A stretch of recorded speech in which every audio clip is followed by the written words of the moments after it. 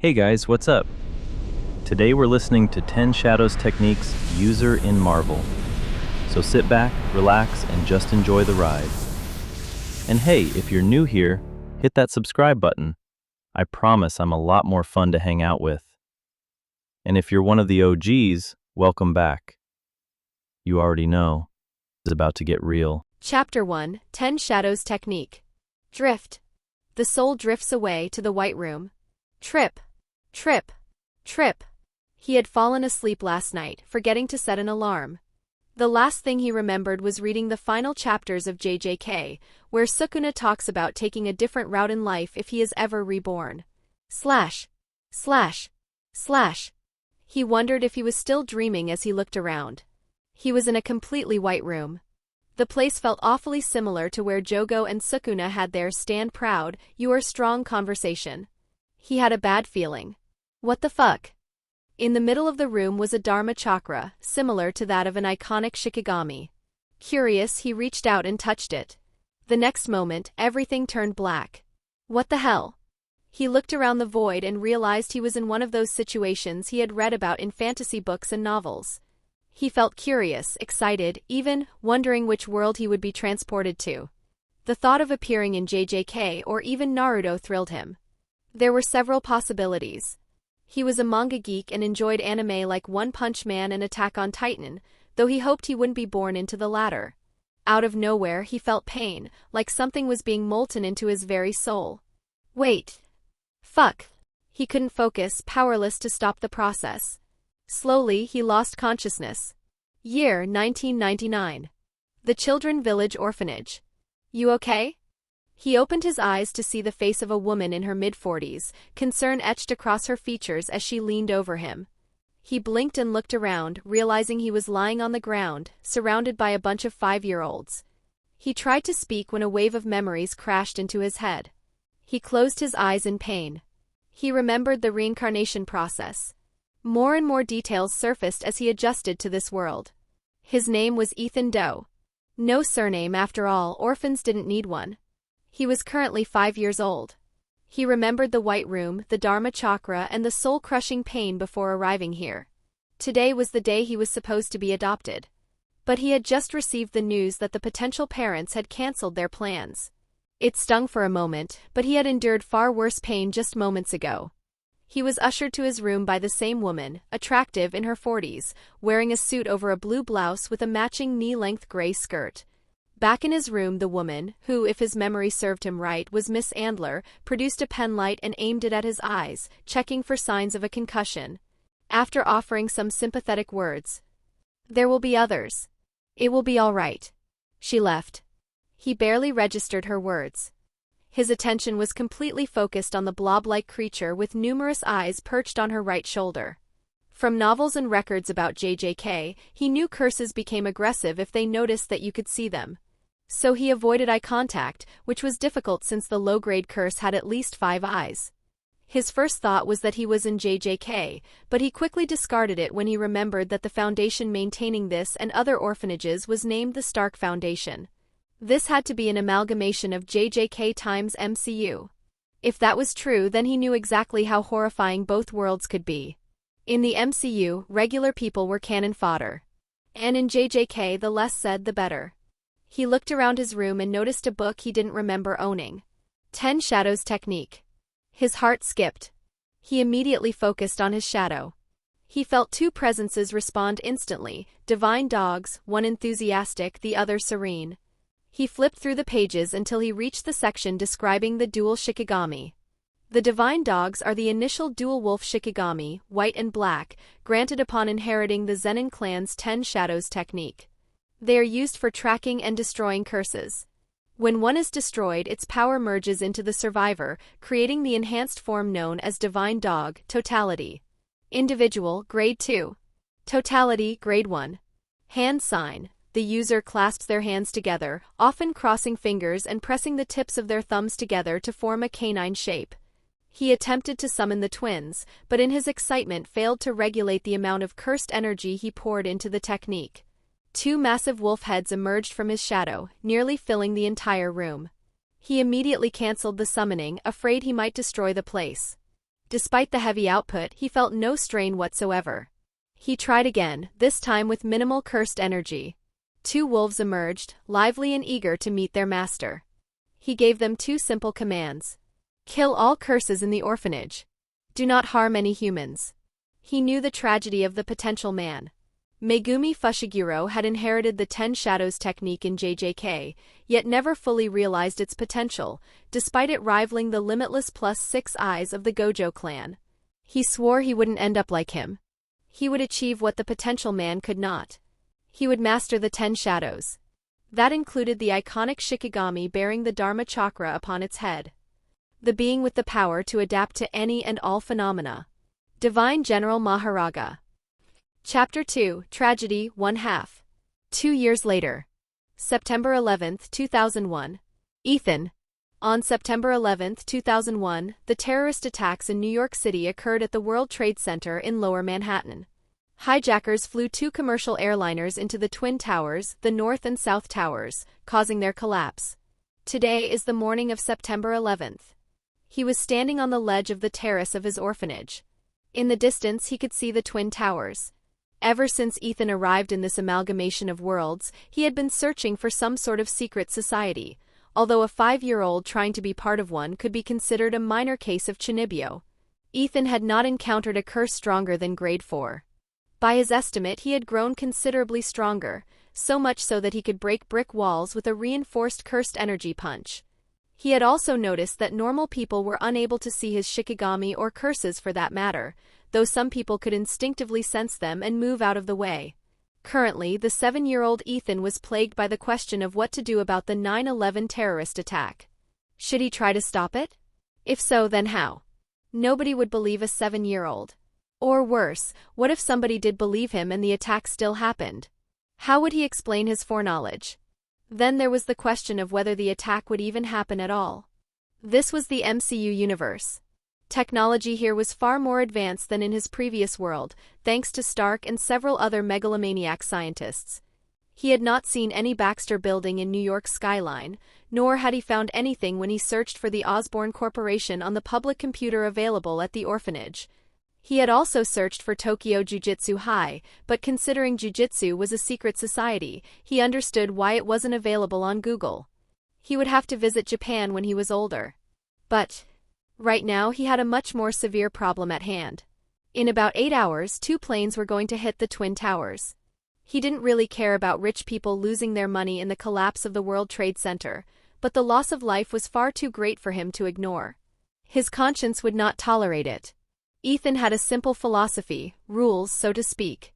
He would not go out of his way to patrol the city preventing crimes committed by humans. However, if he encountered one while out killing curses, he would stop it. The attacks on the Pentagon and the World Trade Center happened almost simultaneously. There was no logical way to prevent both. He could run fast, but he couldn't teleport long distances, at least not yet.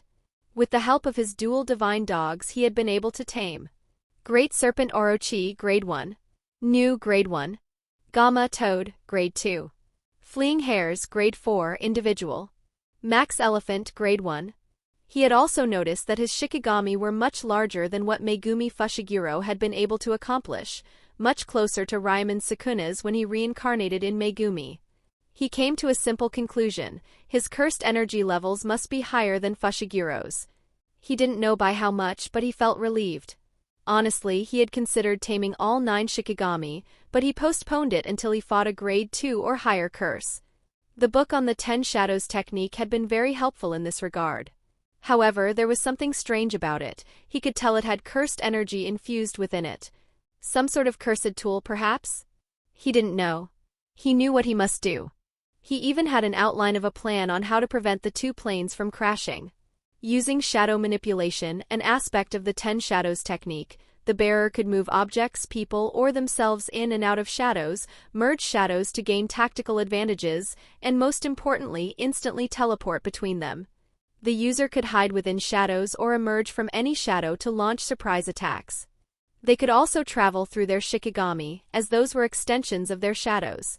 This was the key to the anti-9/11 operation, which he had aptly named himself. He summoned Nu, a winged Shikigami armed with great speed and electrically charged wings.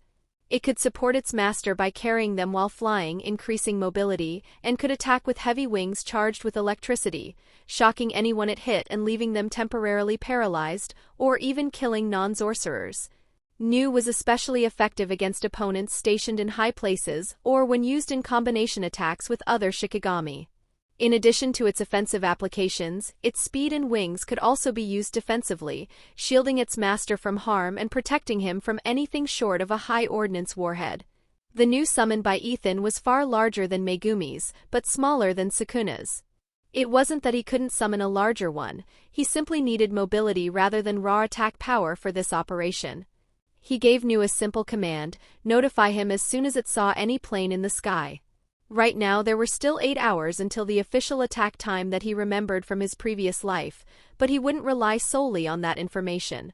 He shared a mental link with all his Shikigami, which often helped with reconnaissance when he sneaked out of the orphanage to go curse hunting. He still remembered how Miss Anler had scolded him when she didn't find him in his room. He had explained that he went sightseeing, which was, admittedly, a poor excuse. That was the day he learned about barrier techniques. He could deploy simple curtains created from cursed energy to conceal, trap, or protect. There were various types of barrier techniques, the most complex being domain expansion, the pinnacle of jujutsu sorcery. He was shocked by how versatile barrier techniques could be. At the moment, however, the most advanced barrier he could deploy functioned as a simple do not notice me field, which he always used in his room or whenever he went out curse hunting. Chapter 3, Tragedy 2 Halves. 8 hours later. Ethan felt a mental tug from Nu. He shared a mental link with all his Shikigami. This was how he usually performed reconnaissance before going out curse hunting. Using shadow manipulation, he sank into his shadow and emerged atop Nu as the New York skyline appeared on the horizon. In the distance he saw American Airlines Flight 11, a Boeing 767 headed straight toward the North Tower. He mentally commanded Nu to get closer to the airplane, positioning themselves parallel above it. As soon as Nu matched the plane's speed, Ethan jumped off its back. At their current velocity, the impact would occur in 10 minutes. He landed on top of the plane's exterior with a loud thud, muffled by the roaring current of air. He sank into his shadow and emerged inside the cockpit, keeping only his eyes above the floor. The sight that greeted him was grim: 2 dead pilots and 2 terrorists sitting in their seats. He fully manifested. They didn't notice him right away. Quite a day, isn't it? The man with the long beard snapped his head around like a whip. Both were clearly startled. They had been having what they believed to be an amazing day. They were on their way to paradise. Extremist terrorists often promise, or cite interpretations suggesting, that those who die as martyrs, suicide attackers, will be rewarded with 72 virgins, known as huris, in paradise. They are promised forgiveness of sins and the highest level of heaven. Ethan understood this. Therefore, he would send them to their gods. The 2 men in the pilot seats suddenly found it hard to breathe. Ethan couldn't use any high-powered attacks. They were inside a commercial aircraft cockpit. That was why, before leaving his room, he had borrowed a set of colored pencils from one of the 5-year-olds, Max. He would have to explain to Miss Anler how he lost them later. That was a problem for future Ethan. The terrorists looked at each other's necks, where what appeared to be children's colored pencils protruded. They didn't understand what was happening. They were supposed to go to heaven. They were supposed to be greeted by 72 virgins after taking down the plane and the North Tower. Why was a child barely 10 years old standing in the cockpit with them? Why were they dying before completing their sacred mission? They never found answers. They died gurgling in their own blood. Ethan's focus was elsewhere. He had sensed it the moment he landed on the plane, a presence. No, a cursed spirit, far more powerful than anything he had encountered in the 2 years since arriving in this world. A special grade. The sheer malice in its cursed energy signature was overwhelming, far beyond any curse he had ever faced. But first he had to deal with the 2 remaining terrorists in the main cabin. He made quick work of them, killing them without anyone noticing. Now came the most important part of the mission: safely transporting the entire aircraft to a safe distance from the city. He had made advanced preparations. One of his hairs was stationed on the outskirts of the city, far from any civilians. His plan was simple. Point A, Nu flying beneath the aircraft, the point of immersion. Point B, the hair on the outskirts, the point of exit. In theory, he could move objects through shadows, since Shikigami were extensions of his own shadow.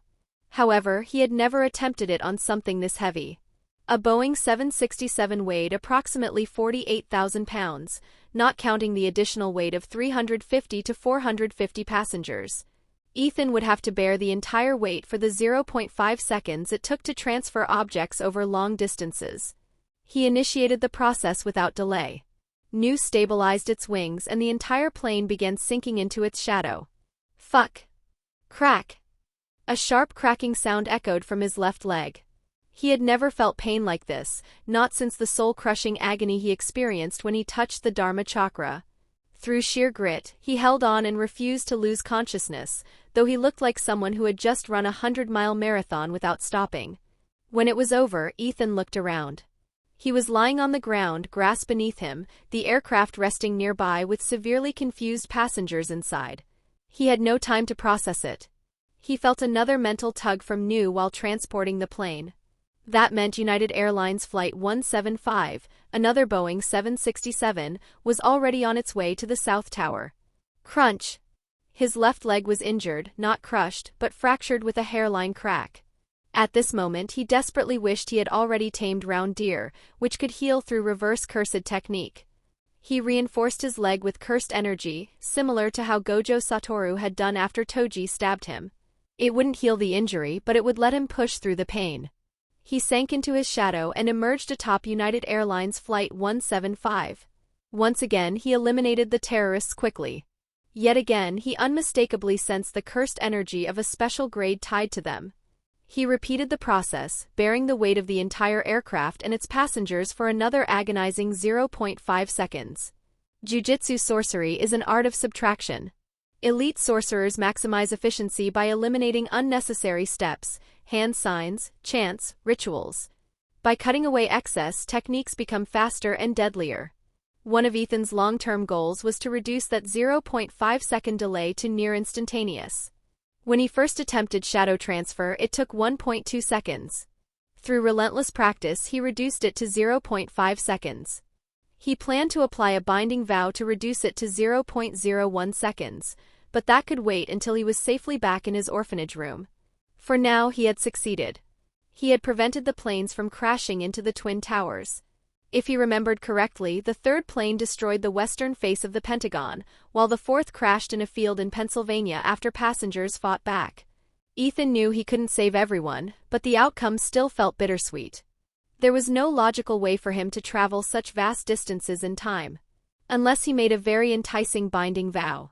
He couldn't rely on Nu for transport. At its fastest, Nu was only as fast as a commercial aircraft. He needed to exceed Mach 1, all while his left leg screamed in pain.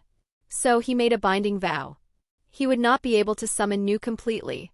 In exchange, he could summon Nu's aspects separately. Wings, mobility and defense. Electric discharge, offense. Each aspect would be 10 times stronger. The binding vow settled instantly. He felt the loss of his companion like a knife to the heart. He would mourn Nu later. Right now there was still a plane to save. Another dilemma arose. 225 miles southwest to Washington, D.C. Whoa, whoa, whoa! Hold up. Stop for a sec. Look, if you've already made it this far into the video and you're still here, come on, subscribe, bro. Help a brother out, man. It's one tiny click for you, but it's a massive, and I mean massive, heck yeah for me. Plus, it keeps the algorithm from thinking I'm boring, and we both know that's a total lie. All right. I'm done. I'll get out of the way now so you can get back to the good stuff. Stick around and finish listening. It's worth it. Peace. 200 miles west to Pennsylvania. He chose the path that would prevent the greatest loss of life, the Pentagon. Ethan partially summoned Nu's crimson wings. They attached to his back like an angel's. He took off. Multiple sonic booms echoed behind him. He didn't know his exact speed, but by his estimate he was moving as fast as the fighter jets he remembered from his previous world. Upon reaching the area, he deployed several hairs at a safe distance. As he soared through the air, he spotted his target. The Pentagon, the world's second-largest office building, spanning 6.5 million square feet, with 3.7 million used as office space. 10 minutes later, he saw American Airlines Flight 77, a Boeing 757, heading straight for it. He repeated the maneuver once more. His left leg felt like molten lava was being poured into it. He deliberately bore the burden of the aircraft with his non-dominant leg for those agonizing 0.5 seconds. He safely delivered the third plane far from the city after killing the terrorists inside. Then, he felt it. The presence of the special grade was stronger than ever. Eyes were on him. A chill ran down his spine. Approximately 2 miles away he saw it, a monstrosity. The special grade responsible for the terrorist attacks. He had many questions when he first sensed it. Why orchestrate such an elaborate plan? Why not simply act directly? A special grade should be capable of devastation 10 times worse. Now, seeing its monstrous form even from a distance, he understood. It was a special grade born from the fear of war. The War on Terror, officially the Global War on Terrorism (GWOT), was a global military campaign initiated by the United States in response to the September 11th attacks. A conflict spanning multiple wars, many scholars argue it replaced the Cold War as the defining global struggle. The special grade's goal had never been terrorism. Its goal was war. Chapter 4: Cursed Energy Cannon. Ryu Ishigori was a jujitsu sorcerer from 400 years ago who was incarnated into the modern era by Kenjaku to participate in the culling game as a player. Mr. Ishigori was a sorcerer who boasted incredible destructive power and the highest cursed energy output of any player in the culling game. His ability to fire cursed energy like a cannon made him a massive wide-range threat. He could unleash the same amount of power regardless of whether his curse technique was activated.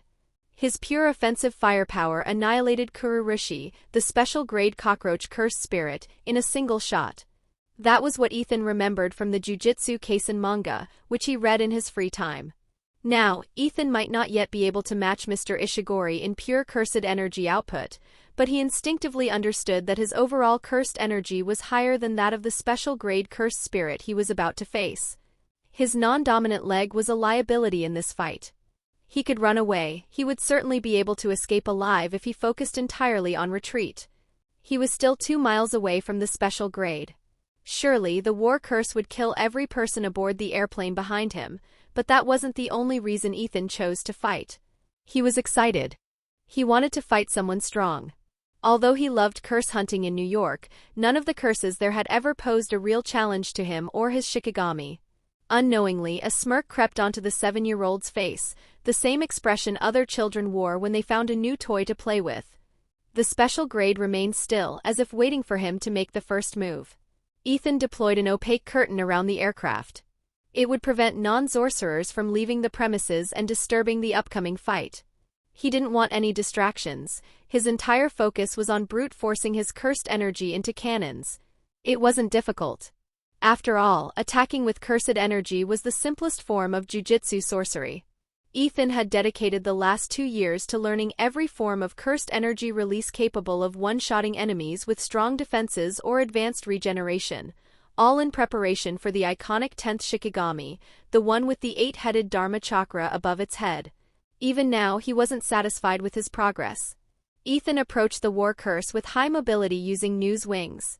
He didn't wait for introductions or monologues. The moment he entered range, multiple high-output cursed energy cannons fired from the tip of his index finger. Boom! The impact arrived a heartbeat later, creating small-scale deforestation across the area. Something told him this fight might clear out the surrounding forest entirely. The hills were overdue for some trimming. When the smoke settled, the cursed spirit became visible. The left side of its body had borne the brunt of the attack and was already visibly healing. What is this? A young sorcerer? Kuhu. Your amount of cursed energy is astonishing for a human. Consuming you, yes, it will be worth it. The giddiness displayed by the special grade was like that of a child seeing the Milky Way for the first time. A young curse, perhaps? Ethan didn't assume. Assumptions got people killed. You foiled my plans, you know? But whatever. As long as there are humans, there will always be conflict and war. And I will always be there. The war curse's voice was filled with glee and intrigue. This was Ethan's first time encountering a curse capable of speaking coherently. He didn't bother replying. Instead, he summoned the Great Serpent, forming a snake head shape with his hands.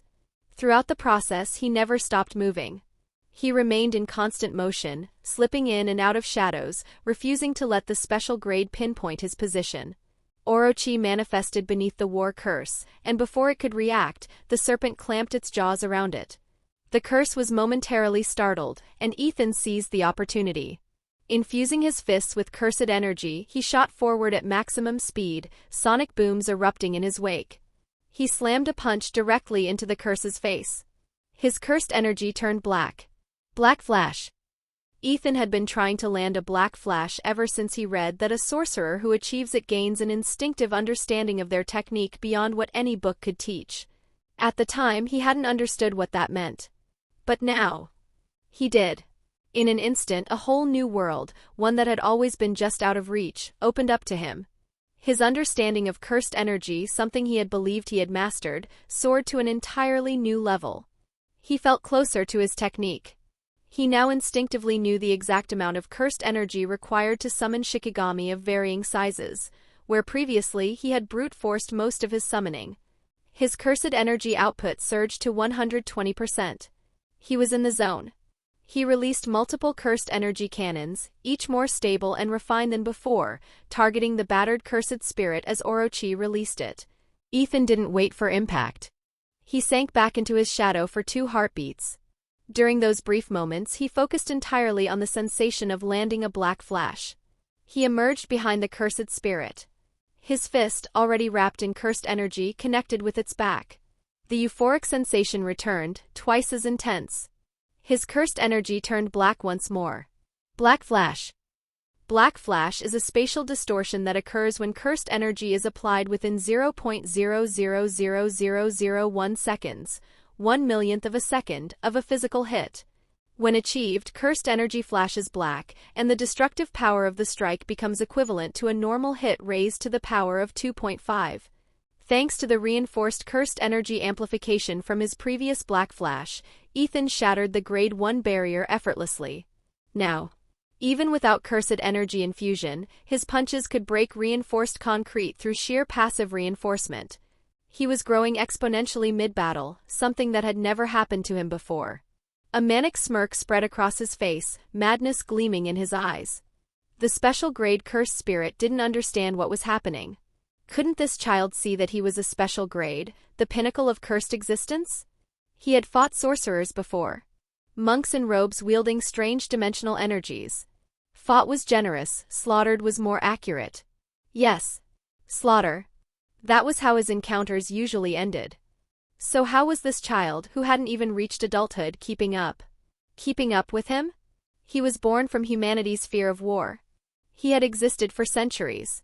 He still remembered being exorcised by that obnoxiously calm, bald sorceress back in the 1700s. He had accepted his death then. He had only been a newborn curse, barely grade 1, facing what other curses called the pinnacle of strength. Even so, he had made her sweat. His second incarnation was different. This time he used subtlety instead of brute force. He tempted humans with power, letting them kill one another while he grew stronger. He orchestrated events surrounding the assassination of Archduke Franz Ferdinand in June 1914, hiding in the shadows to avoid her gaze, waiting until he was strong enough. He subtly aided the rise of fascism and militarism. He caused 2 world wars. He grew stronger with every conflict. If other special grades learned his methods, they would call him a coward. But it didn't matter. In the end, he was still a special grade. So how was he being beaten by a human wretch? And was that piece of shit smiling? He would show this cursed brat why it was impossible for a grade 1 sorcerer, no matter how strong their physical reinforcement, to defeat a special grade. After centuries of accumulating power, he had reached the pinnacle of jujitsu sorcery. Domain expansion. Eternal Theater of War. Chapter 5, RCT. Bellum Shade would admit to himself that he wasn't the strongest among the special grade cursed spirits. Hell, he wasn't even in the top 5.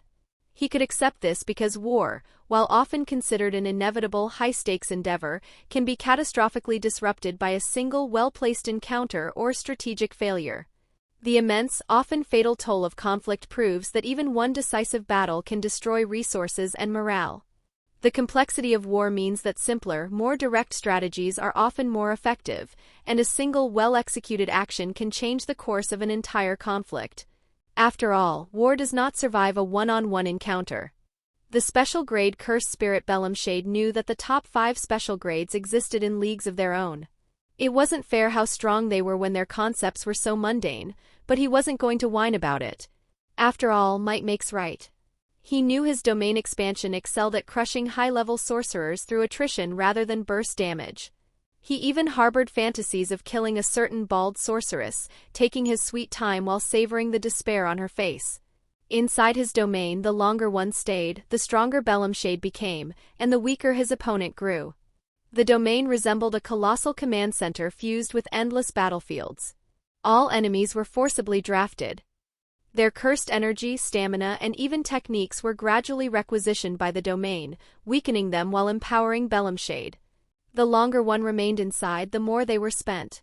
After Belemshade deployed Eternal Theater of War, 3 seconds after the domain barrier took hold, it cracked from the outside. Belemshade was shocked, not only that his domain had been breached externally, but also by the appearance of what he could only describe as a pink mammoth with yellow Stone Age markings. As soon as it appeared, it sank back into the wretch's shadow. The special grade Cursed Spirit Belemshade was now experiencing Curse Technique burnout.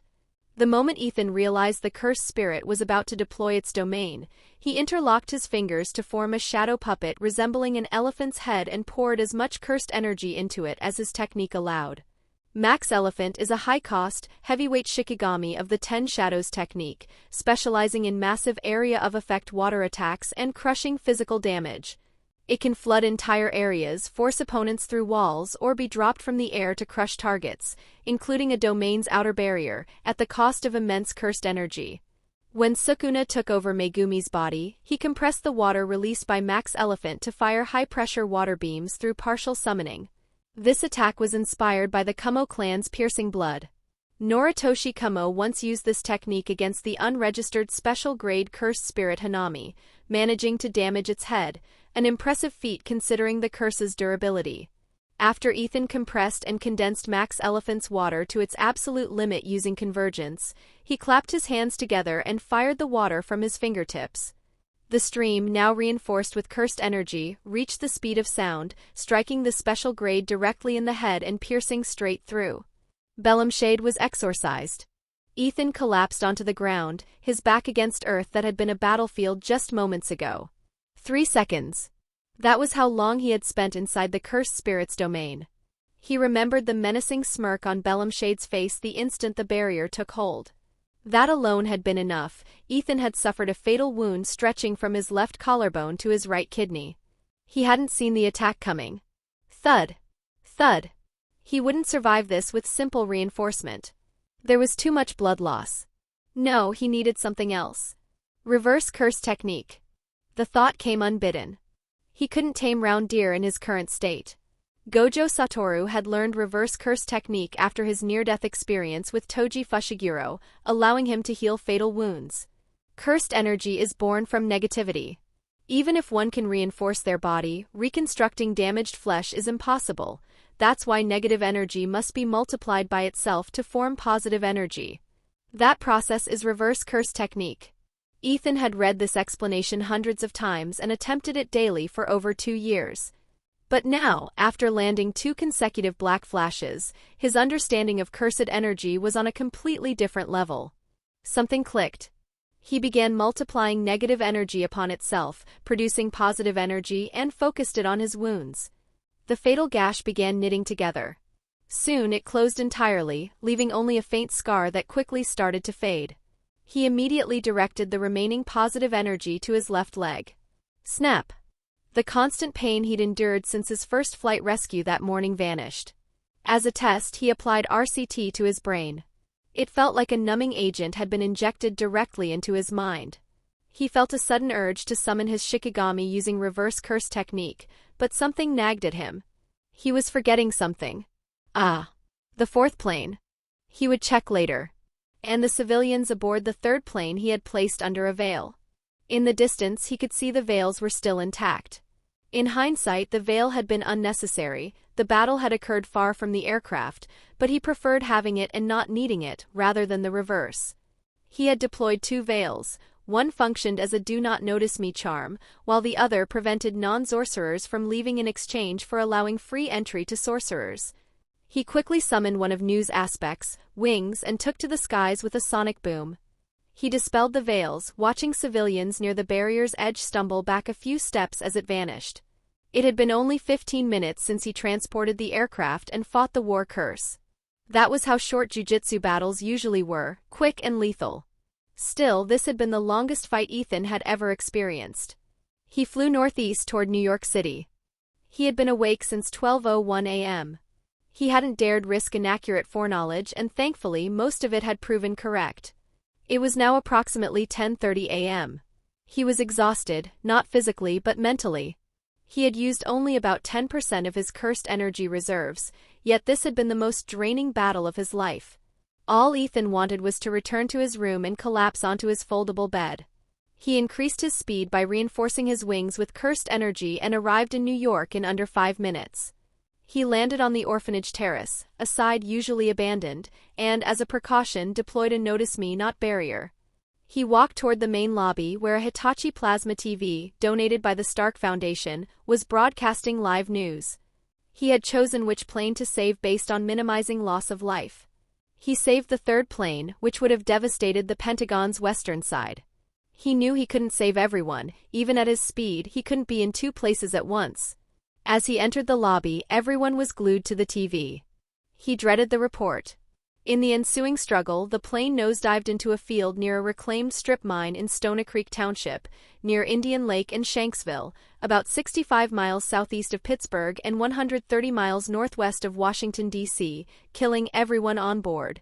Ethan tuned it out and returned to his room. He understood logically that it wasn't his fault.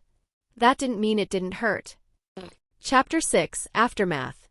Unknown location underground. Director Nicholas Joseph Nick Fury is the legendary eye-patch-wearing director of S.H.I.E.L.D. As a master spy and the primary architect of the Avengers initiative, his work involves protecting Earth from both intergalactic and domestic threats. Fury has often operated in the shadows to maintain global security. He would admit that he has crossed lines of civil liberties in pursuit of the greater good. After all, what use are liberties if an extraterrestrial civilization colonizes Earth? In 1995, a younger, two-eyed Nick Fury, an ordinary S.H.I.E.L.D. agent, if such a thing exists, encountered Carol Danvers, later known as Captain Marvel, marking his first contact with extraterrestrial life and the catalyst for the Avengers initiative. He learned that Earth was vulnerable to cosmic threats, shifting his focus toward recruiting superpowered individuals rather than relying solely on conventional weapons. But today he was not facing laser-eyed aliens, which, in his opinion, would have been easier. No, today marked the 7th day since the fateful 9/11 attack that shook his home country to its core. S.H.I.E.L.D. Strategic Homeland Intervention, Enforcement and Logistics Division typically intervenes in high-level threats that exceed the capacity of conventional military or law enforcement agencies. They focus on counterterrorism, superpowered, extraterrestrial and supernatural threats, often acting as a global intelligence and peacekeeping organization to protect humanity. Nick would agree that the 9/11 attacks checked every box for their intervention. The attacks were planned by an extremist group known as Al-Qaeda, whose origins date back to the late 1980s. The plan itself was not particularly complex. In fact, S.H.I.E.L.D. had conducted major counterterrorism drills at airports, malls, and other public areas throughout the mid-1990s. Yet, for some reason, the terrorists were able to bypass these measures. An inside job, perhaps? But what baffled every 3-letter agency across the world was that 3 of the 4 hijacked planes were mysteriously saved, and a total of 15 hijackers were killed by what appeared to be colored pencils used by primary school children. Nick's world had gone weird half a decade ago, and he thought nothing else could surprise him anymore. He was wrong. Fury read the current report on the Hill Forest incident in Washington, D.C. According to S.H.I.E.L.D.'s best data analytics, if the 3rd plane had not been diverted from its trajectory, American Airlines Flight 77 would have struck the Pentagon in Arlington, Virginia, at 9:37 a.m. Civilians aboard the plane described being in the air one moment, with the hijackers still alive, and on the ground the next with the terrorists dead. No descent. No makeshift runway landings. Similar reports appeared from the first two planes outside New York. What made Flight 77 unique, however, was that civilians also described a black wall surrounding the plane, one they could not cross, which vanished after roughly 15 minutes. Additionally, a significant portion of hill forest had been destroyed by what appeared to be a high ordnance missile, yet no missile residue was found within the blast radius, according to SHIELD field teams. Nothing about this case made sense. He scrolled through the report until he reached an image taken by a high-resolution satellite owned by one of SHIELD's subsidiary companies. The image showed a black blur. Enhanced humans? Aliens? Fury didn't know, not yet. But he would find out. He always did. Hill Forest, Washington, D.C. The Ancient One had lived for over 700 years by drawing power from the dark dimension to extend her life, though she appeared far younger due to her magic. It was her duty to protect Earth from mystical threats and defend its native reality, at least until Doctor Strange arrived at the gates of Kamar-Taj.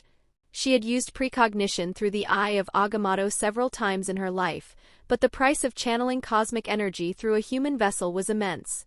She used it only in apocalyptic situations. Kamar-Taj was founded by Agamotto as a place where sorcerers could train and control their powers. People often arrived broken, physically and psychologically. Once healed, they could choose to join the masters of the mystic arts or return to their previous lives. She had been the sorcerer supreme of Earth since her youth. In her early years, she heard myths of sorcerers capable of wielding the same energy used by one of humanity's greatest domestic threats, cursed spirits. But, after reading records left behind by Agamotto himself, she knew those stories were no myths. The golden era of jujitsu, he called it. Sorcerers capable of manipulating the negative energy naturally produced by their bodies, rather than relying on dimensional energy like most modern sorcerers. Agamotto wrote of an event known as the Doom, after which the number of naturally born sorcerers declined drastically. Witnessing the collapse of Jiu-Jitsu society, he left to seek another path of power, and succeeded, becoming the first human to contact a dimensional being. Through that pact, Jiu-Jitsu society survived the Doom and countless tribulations afterward. She was proud of what she had achieved using dimensional energies. She had reached the pinnacle of sorcery and protected Earth not only from cursed spirits, but from countless interdimensional threats. Over 10,000 unexplained deaths and disappearances occur annually per 100 million people due to cursed spirits and their influence. These incidents stem from curses born of human negativity and include both confirmed killings and disappearances. Applied globally, with Earth's population in 2001 estimated at 6.1 to 6.2 billion, this would amount to roughly 620,000 unexplained deaths or disappearances per year. A staggering number, but one that every sorcerer of Kamar-Taj worked tirelessly to reduce, even if only by a fraction. Kamar-Taj was dangerously understaffed, making global coverage nearly impossible. Calling the life of a Kamar-Taj sorcerer thankless would not be inaccurate. The wiser ones often fled after encountering a Grade 1 cursed spirit. But something unusual had occurred. Her precognition had changed. The 9/11 attack, which should have happened, had not. She had allowed the attacks to proceed originally because they were not mystical in nature, merely human, though no less monstrous. Just as she had remained uninvolved during the World Wars, human-on-human conflict was not her domain. Secondly, those attacks directly motivated the rise of one of Earth's mightiest heroes, Iron Man. But now, standing near the crater in Hill Forest, she could distinctly sense the cursed energy signature of a special grade cursed spirit. Had she been wrong? Was a cursed spirit involved in the hijacking? And that wasn't all. There was another signature, definitely special grade, but not a cursed spirit. She sat on a nearby flat stone and activated the Eye of Agamotto, peering into the past. Reality warped as her vision shifted, until she found herself staring up at the special grade cursed spirit. Ah! It looked familiar. She had personally exorcised this war curse in the mid-1700s, during the 7 Years' War, 1756 to 1763. Before she could fully grasp what was happening. Boom! Boom! Boom! What she could only describe as sonic booms erupted from the direction the curse was staring. The spirit looked shocked. In the next heartbeat, multiple cursed energy cannons struck it. She turned to see a red-black blur circling the special grade, darting in and out of shadows cast by nearby objects. She didn't pause the vision. Distracted by the blur, she barely noticed when a massive python, several stories tall, clamped its jaws around the curse. Space distorted around the cursed spirit's face. Black lightning flashed. Before the curse could recover, more cursed energy cannons slammed into it. Even one would have exorcised a grade 1 spirit, of that she was certain. Black lightning flashed again. This time from behind. She didn't know when the blur moved there, but her heart clenched when she saw the special grade deploy its domain. Even with her experience, being trapped in such a domain would be dangerous. Growl! She looked up. A pink mammoth descended from the sky, slamming into the domain's outer wall and cracking it. Moments later, a compressed torrent of water burst from inside, shattering it completely. Everything unfolded in seconds, reminding her of her youth, when she hunted demons across dimensions. She smiled unknowingly. As the domain dissolved, the war curse vanished, exorcised completely.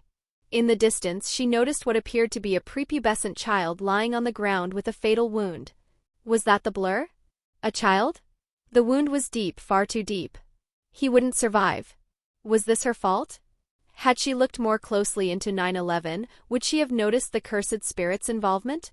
Doubt gnawed at her, until the wound began stitching itself together. Miraculously. Even Kamartaj's most advanced healing techniques weren't this fast. When the child rose, she saw his expression, a look of manic glee was on his face. She remembered one of Agamotto's writings. To be a jujitsu sorcerer, one must be a little mad. She had always agreed. In that battle, she had witnessed 2 forbidden techniques, last seen in the golden era of jujitsu. Nothing in Kamartaj was forbidden, but such techniques had vanished with the extinction of naturally born sorcerers. Agamotto's records described the black lightning as black flash, a phenomenon that amplifies damage to the power of 2.5. And the healing? That could only be reverse cursed energy, an art considered difficult even during the golden era. Does this mean a natural sorcerer, one who can wield cursed energy, has been born? Chapter 7, Adoption. 1 month later. Ethan didn't understand why the disappointed look from Miss Anler hurt him more than his fight with the special grade, especially when she found out he had lost the color pencils Max had lent him. Maybe the woman had some kind of broken curse technique, guilt multiplication. He didn't know. Speaking of the boy, he saw Max, the African-American kid, giving him a look that screamed betrayal. His face was marked with dried tear streaks after hours of crying. Ethan had severely underestimated how fond Max was of his color pencils. Maybe if he told Max that he had used them to save thousands of people, Max would understand? Nah, that would probably sound like a child with a severe case of chinibio, and he wasn't even in the 8th grade yet. I dropped them near the drains, Miss Anler. He chose his words wisely. They flowed away. Miss Anler looked like she wanted to scold him a little more, but she controlled herself. She still remembered how Ethan had shut himself off from everyone after his adoption. Fiasco 2 years ago. Maybe this was his way of acting out? She gave him one more disappointed look and then turned toward Max. Max, I'll talk to Mr. Aris. I'm sure he can get you another color pencil set. Mr. Aris was the director of the Children Village Orphanage. He was a strict man, but only toward new couples looking to adopt or misbehaving children. Even if Mr. Aris rejected the request, she would buy the color pencil set herself and give it to Max. She knew it was against the rules to give gifts to one child, it could lead to bullying. Children could be vicious little beasts, she had learned that the hard way. But Max was a sweet boy and it wasn't like she couldn't afford it. She lived alone, so she didn't have many expenses.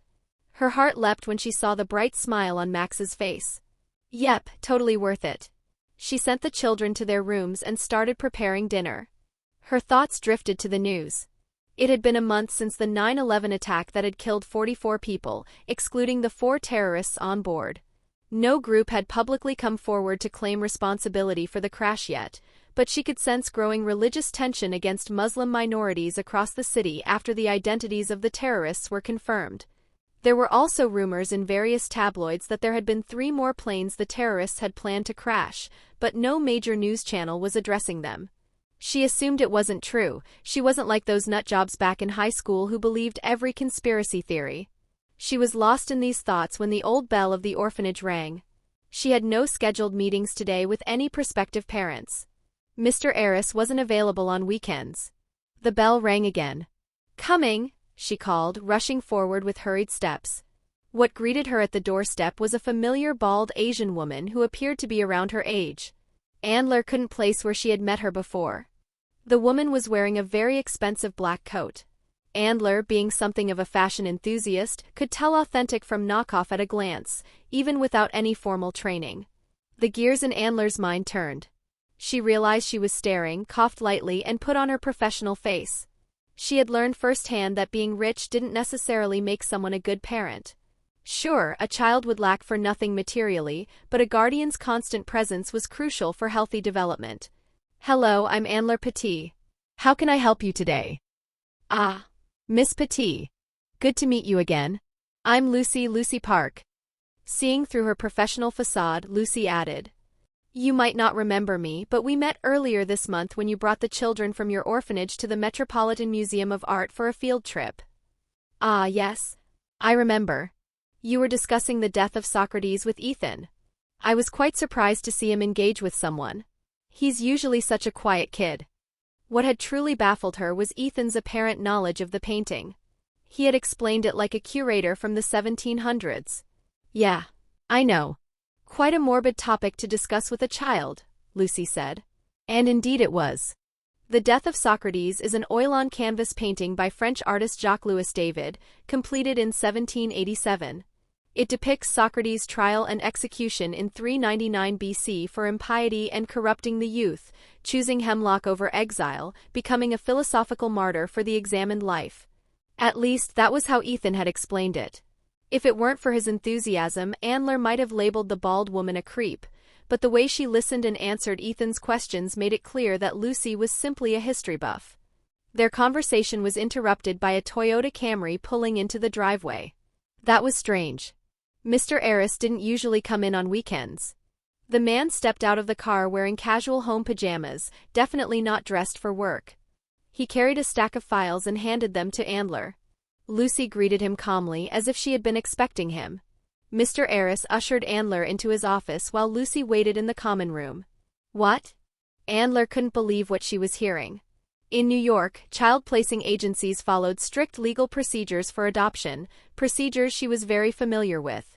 They involved extensive background checks, mandatory home studies, over 30 hours of training for adoptive parents, months of supervision, and final court approval.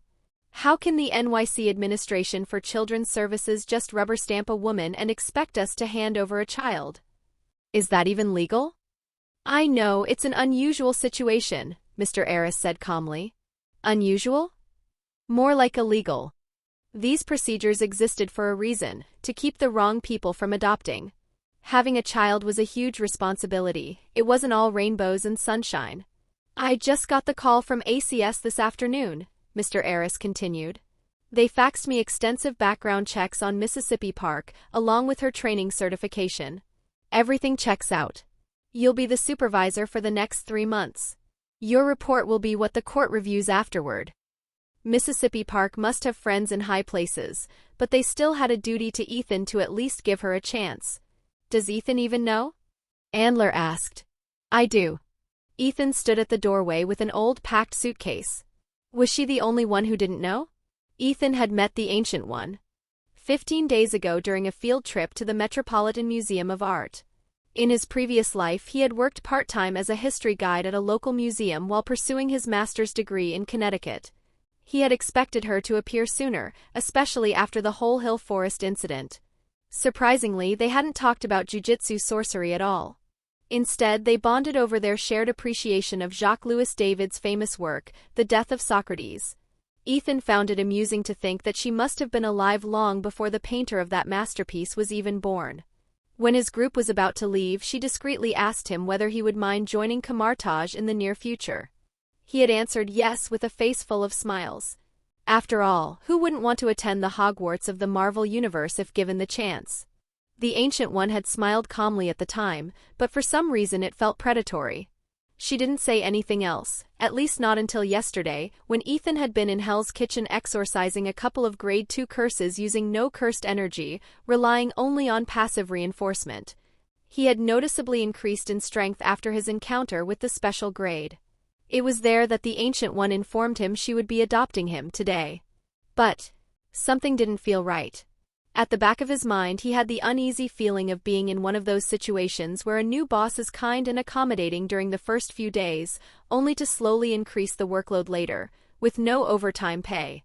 He had experienced that more than once in his previous life while juggling multiple part-time jobs to support himself during college in Connecticut.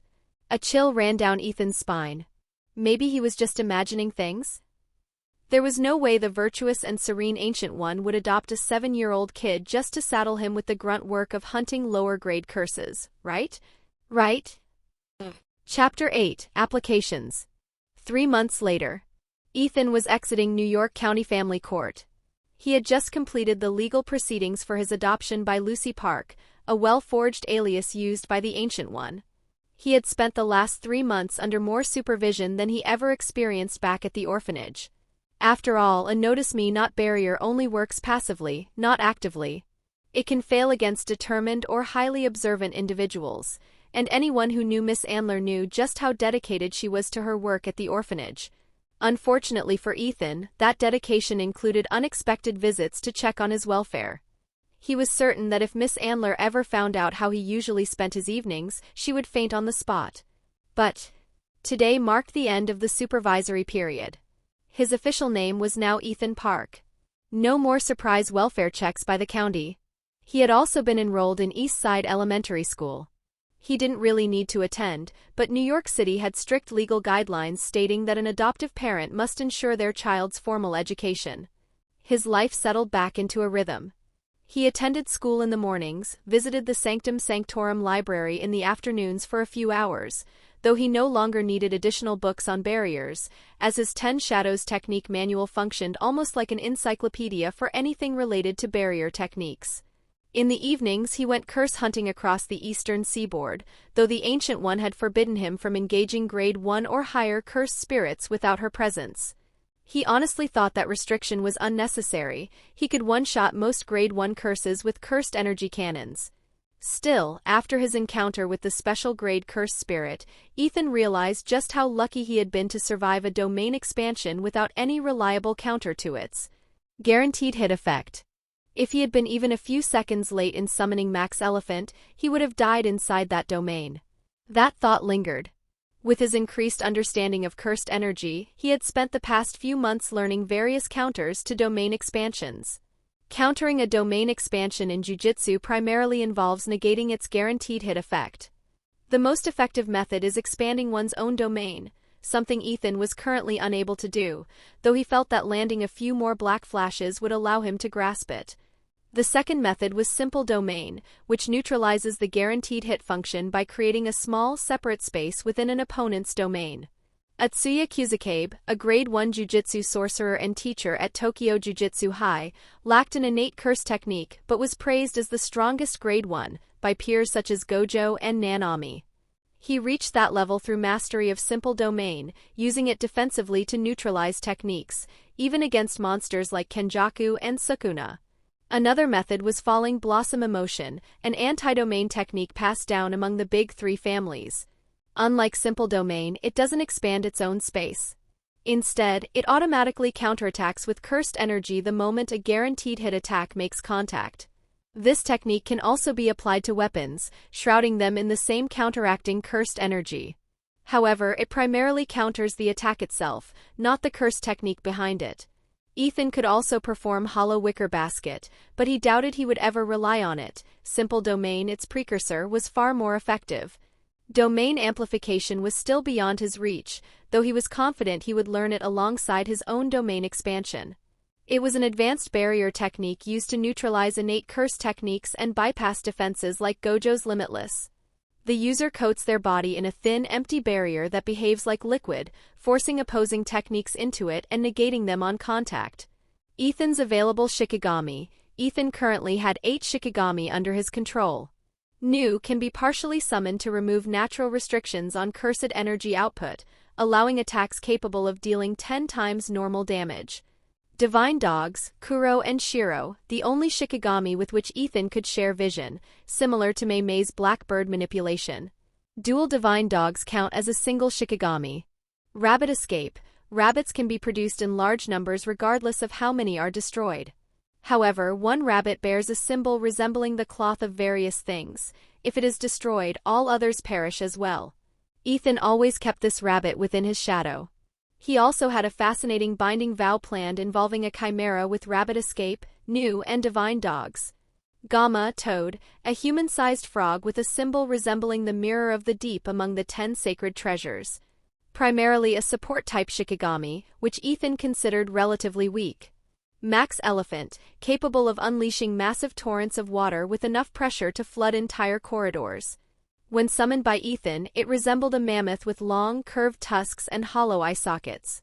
Using partial summoning, Ethan compressed its water attacks into piercing blasts similar to the Kumo clan's Piercing Blood. Reinforced with cursed energy, these attacks could reach the speed of sound and damage special-grade defenses. Great Serpent, Orochi, a gigantic white snake with a tan-yellow underbelly, capable of surprise attacks from enemy shadows and temporarily immobilizing even special grades. Round Deer tamed the day after the 9/11 attack. Ethan's version was muscular, had 4 eyes and bore the Jewel of Resuscitation symbol. It could output positive energy via reverse curse technique, healing allies and counteracting cursed energy. Even when partially summoned, it emitted a passive debuff capable of harming special-grade cursed spirits. Piercing Ox, a massive ox with short curved horns and a symbol resembling the cloth of the bees. It attacks by charging in a straight line, with no upper limit to its attack power. The longer the charge, the stronger the impact. Even short charges could damage special-grade defenses. Ethan still remembered how resilient it was during subjugation, surviving multiple cursed energy cannons and punches. He wondered what would happen if it charged around the globe just once. After leaving the court, Ethan arrived at the New York Sanctum Sanctorum with the Ancient One. Along the way, he contemplated a binding vow involving a chimera of Divine Dogs, Rabbit Escape, and New. Reiju. This chimera would possess the vision sharing of Divine Dogs, the small size and mass production of Rabbit Escape, and the wings and electric discharge of New. It could share sight with Ethan, be produced in numbers, though fewer than rabbits, and unleash high-speed electrical attacks. Inspired by Mei-Mei's Bird Strike, Ethan devised a similar vow. Binding vow, Reiju strike the Reiju are forced into a suicidal pact. By sacrificing their lives, they bypass their natural cursed energy limitations, resulting in a devastating, high-speed, high-impact attack capable of killing normal special-grade cursed spirits in a single strike. Where a single crow equaled a non-grade curse, a single Reiju was a grade 2 threat due to its mobility and electrical discharge. Reiju's strike lifted its upper limit entirely, creating attacks far deadlier than Mei-Mei's Bird Strike. Arriving at the rotunda of gateways within the Sanctum Sanctorum, Ethan selected an isolated island dense with red spruce trees. Using one hand, he summoned a single Reiju, activated Reiju's strike, and aimed it at a giant rock some distance away. He fired. Silence. Then impact. Boom. The rock shattered completely, and the shockwave erased all flora for over 100 meters behind it. A single strike capable of killing a special grade. Ethan imagined what hundreds of these could do. A small smile crept across his face. He could feel it, the 10th Shikigami drawing closer. Would Divine General Maharaga survive hundreds of Reiju's strikes? He didn't know. But he was closer than he had been yesterday. Before Maharaga, however, the 9th Shikigami of the 10 Shadows technique awaited. Tiger Funeral. Ethan interlaced his fingers into the shadow puppet of a tiger's head and poured cursed energy into his technique. The subjugation ritual for the 9th and unknown Shikigami, Tiger Funeral, had begun, with Ethan Park as its sole participant. Chapter 9, Tiger Funeral. Ethan discovered early during his time at Kamartaj that he was unable to tap into energies from other dimensions to cast spells. The Ancient One explained it by comparing sorcerers of Kamartaj to teacups and dimensional energies to boiling tea, but in Ethan's case, his cup was already filled to the brim with cursed energy, which he naturally produced. As a result, he couldn't draw in any additional dimensional energy. He had been disappointed by this revelation for a while. After all, his dream of using sling ring portals mid-battle to decapitate cursed spirits had been completely foiled. Still, he didn't let that feeling linger. If he couldn't use eldritch energies, then he would master what he did possess. He was surprised when the Ancient One told him that he was the first naturally born sorcerer since the era when Agamotto had reigned supreme. Speaking of Agamotto, the Ancient One had provided Ethan with Agamotto's personal ledger regarding cursed energy. Most of it contained mundane knowledge he already knew, but one particular entry caught his interest. A tale about how one of the strongest sorcerers of the Golden Era had died while fighting an angel, a winged being with an 8-handed wheel atop its head. Gulp. Being the only sorcerer capable of using cursed energy naturally attracted a great deal of attention from fellow students and even masters of the mystic arts. Long stares. Double takes. None of them disturbed him during his studies or training, likely on the Ancient One's orders. Previously, Ethan had compared Camartage to the Hogwarts of Marvel. However, there was a noticeable lack of Malfoys. After all, who would dare bully the adopted son of the Ancient One? Not that they could, even if someone were brave or foolish enough to try. If Ethan had to rank himself, he would place himself at lower special grade, as he still lacked a proper domain expansion. As Ethan performed the subjugation ritual for Tiger Funeral, he had expected a quadrupedal Tiger Shikigami, aggressive, direct, and swift, relying on brute strength and high-impact strikes. Instead, he found himself staring at a bipedal Shikigami. If he had to describe its most prominent feature in one word, it would be intelligence. The Shikigami's amber eyes with round pupils gave it an intense, focused, thinking look, unlike any of Ethan's other Shikigami. "Are you my summoner, child?" The bipedal tiger spoke in a deep rumble. "It can speak?" Ethan was too shocked to respond. Seeing the stunned look on the child's face, Tiger Funeral stepped forward. "What a foolish mistake, summoning me without supervision from your elders. You have only yourself to blame." He didn't finish his sentence. Multiple cursed energy cannons were fired in his direction. He dodged them by a hair's breadth. "Ah, you survived that, huh?" Ethan grinned. "So what's your technique? Judging by your speed alone, you're at least special grade. Can you use fire? That would be cool." Thud. Thud. Thud. That had been far too close for comfort. Tiger Funeral had underestimated the child, but that wouldn't change the final outcome. He looked up. Birds? No, an attack. He outran the incoming Reiju's strike, but in doing so failed to notice Ethan sinking into his shadow. He sensed a cursed energy disturbance behind him, but was caught off guard by another vicious bird-like Shikigami attacking from the front. Reiju's strike landed. The attack struck him squarely in the chest, temporarily paralyzing him with its immense electrical discharge. That was enough. Ethan emerged from the shadow behind him and unleashed a close-range granite blast, capable of killing a special-grade cursed spirit on impact. Boom! Realizing he couldn't dodge the dual assault, Tiger Funeral poured everything into cursed energy reinforcement. For a moment, he thought he would be subjugated. The child, no, the jujitsu sorcerer, landed a few feet away, studying him with analytical interest. "You're definitely special grade," Ethan said. "At least in speed and defense. Weaker special grades wouldn't survive either Reiju's strike or a close-range granite blast, but you tanked both with simple reinforcement." Weaker special grade? Wasn't special grade supposed to be the pinnacle of strength? What kind of era had he been summoned into, where children fought special grades? Why were the words weak and special grade being used in the same sentence? He didn't understand. Tiger Funeral had served only one master during the Golden Era. Over centuries, he had participated in dozens of subjugation rituals. Every inheritor of the 10 Shadows technique had possessed a unique personality, but all shared one fate. They had all died against him. Except for Master Orion. Looking at his future master, not even out of breath after all that cursed energy expenditure, Tiger Funeral realized this era would indeed be an exciting one. But he had to fight with everything he had. That was the rule of the ritual.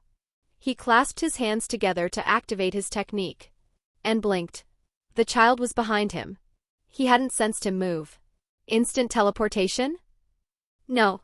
The cursed energy fluctuations felt like shadow movement, but far faster than before. He had no time to turn. Black lightning flashed. He had seen this attack once before, used by his former master, one of the strongest sorcerers of the Golden Era. Black Flash. In the brief moment it took Tiger Funeral to regain his bearings, Ethan completed a binding vow. Binding vow, ECLIPSE. In exchange for being unable to use shadow teleportation for one day, Ethan could perform it once, almost instantaneously, within a billionth of a second. Tiger Funeral had previously proven capable of reacting to speed of sound attacks. This one eclipsed that entirely. Ethan's fists were already enveloped in cursed energy when he activated Eclipse. At the moment of contact with Tiger Funeral's back, space distorted, cursed energy flashed black, and the familiar euphoria surged through Ethan once more. His understanding of cursed energy soared again. But as he watched Tiger Funeral dissolve into his shadow, he felt a twinge of disappointment. He wouldn't get a second Black Flash this time. The 9th Shikigami of the 10 Shadows technique, Tiger Funeral, had been subjugated. Immediately afterward, Ethan interlaced his fingers into the shadow puppet of a tiger's head and poured as much cursed energy into the technique as it would allow. He had noticed something during subjugation rituals. The Shikigami appeared in a kind of default state. In reality, their size varied drastically depending on the cursed energy input, ranging from small, agile forms to massive, building-sized beasts. During the ritual, Tiger Funeral had been 8 feet tall. Now, Ethan stood before a 15-foot-tall, muscular, bipedal tiger Shikigami. Tiger Funeral was black and white, with black claws protruding from each wrist. Bright amber eyes gleamed beneath black stripes along his shoulders, head, legs, and torso, contrasted by a white jaw, chest, stomach, hands, and feet. "You certainly enjoy expending cursed energy, Master," Tiger Funeral remarked, observing his new form. He admitted that his previous master hadn't possessed even half of Ethan's reserves. Ethan, however, was thinking something else entirely. Master? A cute cafe made with cat ears calling him that? Any day. A 15-foot-tall tiger man? Hard pass. Please call me Ethan. I like that name, he said. Speaking of names, do you have one? Tiger Funeral hesitated. His previous master had reveled in titles. Seeing the confusion, Ethan tilted his head and smiled brightly. You don't? Then from today on you're Tora. Not very original, I know, but you'll grow into it. Tora looked content. It had taken Ethan a month to name divine dogs Kuro and Shiro. He wasn't doing that again. He summoned the loyal duo to meet the newest addition, and soon all of them were playing along the island's shoreline. What? While playing catch with Kuro and Shiro using a giant rock, Tora revealed his true ability. Ethan froze. He hadn't allowed Tora to use it during the subjugation ritual, and now he was glad he hadn't. Tora could manipulate different energies. He had sensed it from the strange pendant the Ancient One had given Ethan, energy unlike cursed energy. Which meant Tiger Funeral could manipulate dimensional energy. Did that mean his dream of killing a cursed spirit with a sling ring portal was finally possible? He would just have to convince the Ancient One to let a bipedal tiger Shikigami attend Kamartage. Meh. Surely she wouldn't refuse an extra employee. Chapter 10, Mystic Arts. 2 years later. December 25, 2004. The Stanley Hotel is a historic 140-room neo-Georgian hotel in Estes Park, Colorado, famous as the inspiration for Stephen King's The Shining. Opened in 1909, it is renowned for its paranormal activity, particularly in room 217. The historic Stanley Hotel is fully functional, open year-round, and operates as a popular hotel, wedding venue, and tourist attraction known for its ghost tours. But not currently, as it had been closed after an entire family was found brutally murdered in room 217, details of which made Ethan's stomach turn. Ethan stood outside the gloomy-looking hotel on Christmas Day, not for celebration, but because after repeated pestering, the Ancient One had allowed him to hunt Grade 1 cursed spirits on his own. After all, he could exorcise most Grade 1s with 1 or 2 passive punches. His was a unique situation. As for the sorcerers of Kamartage, when fighting a Grade 1 cursed spirit, it is not unusual for 1 or more of them to lose a limb, or even their life. They often engage Grade 3 to Grade 1 cursed spirits in battalions of at least 8 to 12 sorcerers.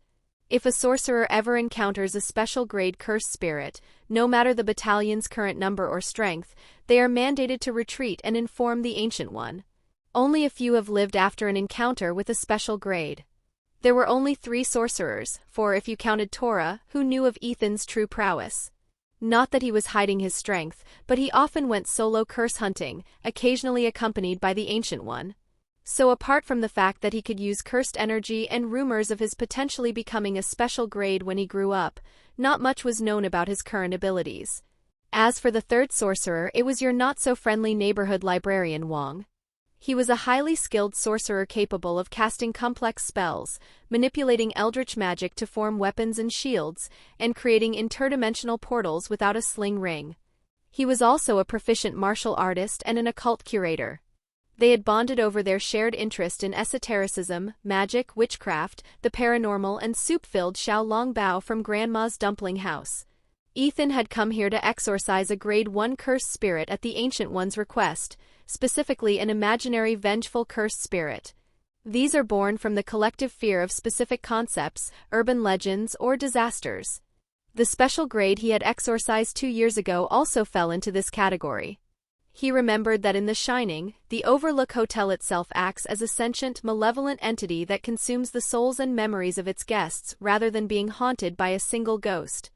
He agreed, this cursed spirit was similar to the one seen in Jujutsu Kaisen, Hidden Inventory arc, where Mei Mei and Yutaheim were trapped in a barrier by an unnamed imaginary vengeful cursed spirit inside a cursed mansion for days, with their sense of time distorted. Just as he was about to enter the hotel, he paused, recalling a conversation with the Ancient One during his last weekly lesson on the nature of souls. Tora is among the most prodigious students of the mystic arts I have ever taught, she had said. Coming from someone over 700 years old, that meant a lot. Ethan still remembered the astounded faces of fellow students and masters of the mystic arts when they saw an 8-foot-tall bipedal tiger performing sling ring portals in the training yard. He had been forced to reduce Tora's size to the default setting during their time in Kamar Taj so he could fit through doors without breaking them. Tora had told Ethan how he used to help his previous master with cursed energy consumption so that he never ran out. Primarily, Tora granted his master near-perfect efficiency by reducing cursed energy consumption to nearly 0. This sounded remarkably similar to the 6 eyes of the Gojo clan. Beyond efficiency, Tora also helped Ethan achieve near-perfect cursed energy control, which allowed him to reach new heights with his 2 primary offensive techniques, Rage's Strike and Graphite Blast. When Tora discovered dimensional energies via the pendant, it was as though a whole new world had opened to him. Following this discovery, he found a unique way to draw power from alternate dimensions to create magic. In the last 2 years, Tora studied the mystic arts with the enthusiasm of a man dying of thirst who had found an oasis, mastering spells that would normally take decades for others to learn. Tora was the ultimate sorcerer. One of the greatest weaknesses of modern sorcerers was their lack of speed and defensive capability, and Tora ranked among the upper special grades in both. Some of the spells Ethan had personally seen Tora use during exorcisms included Eldritch Constructs, yellow-orange energy used to create weapons, shields, and whips capable of harming special grades. Tau Mandalas, circular defensive shields capable of stopping multiple blows from a special grade. Portal Generation without sling ring sparks-based portals for instant transportation. After a few months, Tora could generate multiple portals simultaneously. Astral Projection, separating the soul from the physical body. While most Shikigami lack souls, 10 Shadows summons are exceptions, though rare cases like Rika or Emoto exist. Mirror Dimension Manipulation, warping reality within a separate dimension, commonly used against powerful enemies. Crimson Bands of Sidorak, red binding energy drawn from the Sidorak dimension. Icy Tendrils of Ichthalon, frozen restraints capable of reaching absolute 0. Images of Icon, highly realistic illusions capable of fooling even seasoned sorcerers. Mist of Morpheus, sleep-inducing mist used for crowd control or paralysis. Winds of Wadum, gusts powerful enough to disperse an EF5 tornado. Flames of the Faltine, magical fire for offense, defense, banishment, and high-level healing, especially potent when combined with Round Deer's RCT. Shield of the Seraphim, a scalable barrier capable of blocking ultimate techniques. The Montesi Formula, a spell to destroy vampires and undead, one of many mystical threats Kamar Taj regularly faces. Summoning his loyal tiger Shikigami, now towering at 15 feet of pure muscle, Ethan smiled inwardly. Go on, Tora. Entertain me. And don't worry about property damage, go all out. Ethan, Tora said. It had taken a long time for him to grow accustomed to using his master's name. Foolish old traditions. From the cursed energy signature, it appears to be a recently born grade 1 imaginary vengeful spirit. If I have to get even a little serious against this insect, then I wouldn't be your greatest warrior, would I? Tora had once been proud of what he accomplished for his previous master, but it paled in comparison to what he could now do for Ethan. Through partial summoning at all times, he reduced Ethan's cursed energy consumption to nearly zero. Much like Gojo Satoru kept neutral infinity active 24/7 using 6 eyes and RCT, Ethan achieved something similar through constant partial summoning of all his Shikigami. This allowed near-instant coordination and summoning without elaborate hand signs. Ethan watched from a distance as Tora one-shot the imaginary vengeful spirit that had plagued the Stanley Hotel. His Motorola Razr V3 buzzed. Message from the Ancient One. A special-grade cursed spirit has been spotted by a battalion of sorcerers during an expedition near the Indian Ocean. RSVP? Hell yeah. Finally, he would be able to deploy his domain expansion against a special-grade cursed spirit. Chapter 11, The God of Lightning. In Jujutsu Kaisen, Hajime Kashimo, also known as the God of Lightning, was a sorcerer from 400 years ago who was reincarnated by Kenjaku during the Culling Games. Hajime is the perfect example of a jujutsu sorcerer from the past who lived solely to fight strong opponents. His cursed energy possesses the properties of an electric current, placing his body in a constant state of electrification.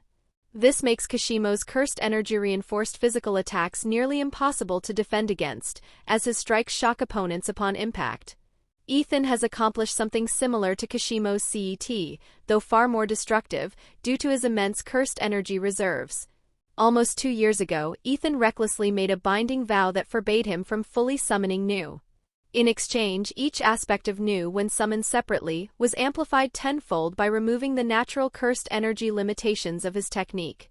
With proper cursed energy control and 2 years of practice, Ethan reached top speeds of Mach 10 while flying, all without losing focus. However, the true power boost came from the change in his cursed energy trait. A jujutsu sorcerer's inherent cursed energy trait CET, such as electricity or extreme roughness, is typically fixed, as it is a unique, innate property of their energy. However, Tora, using advanced manipulation of the cursed energy of his bird Shikigami Nu, created a switch that allows Ethan to turn his electrical CET on and off, flexibly shifting between his normal trait and his electrical one. When fighting with his electrical CET activated, Ethan can kill weaker special grades in 1 or 2 blows.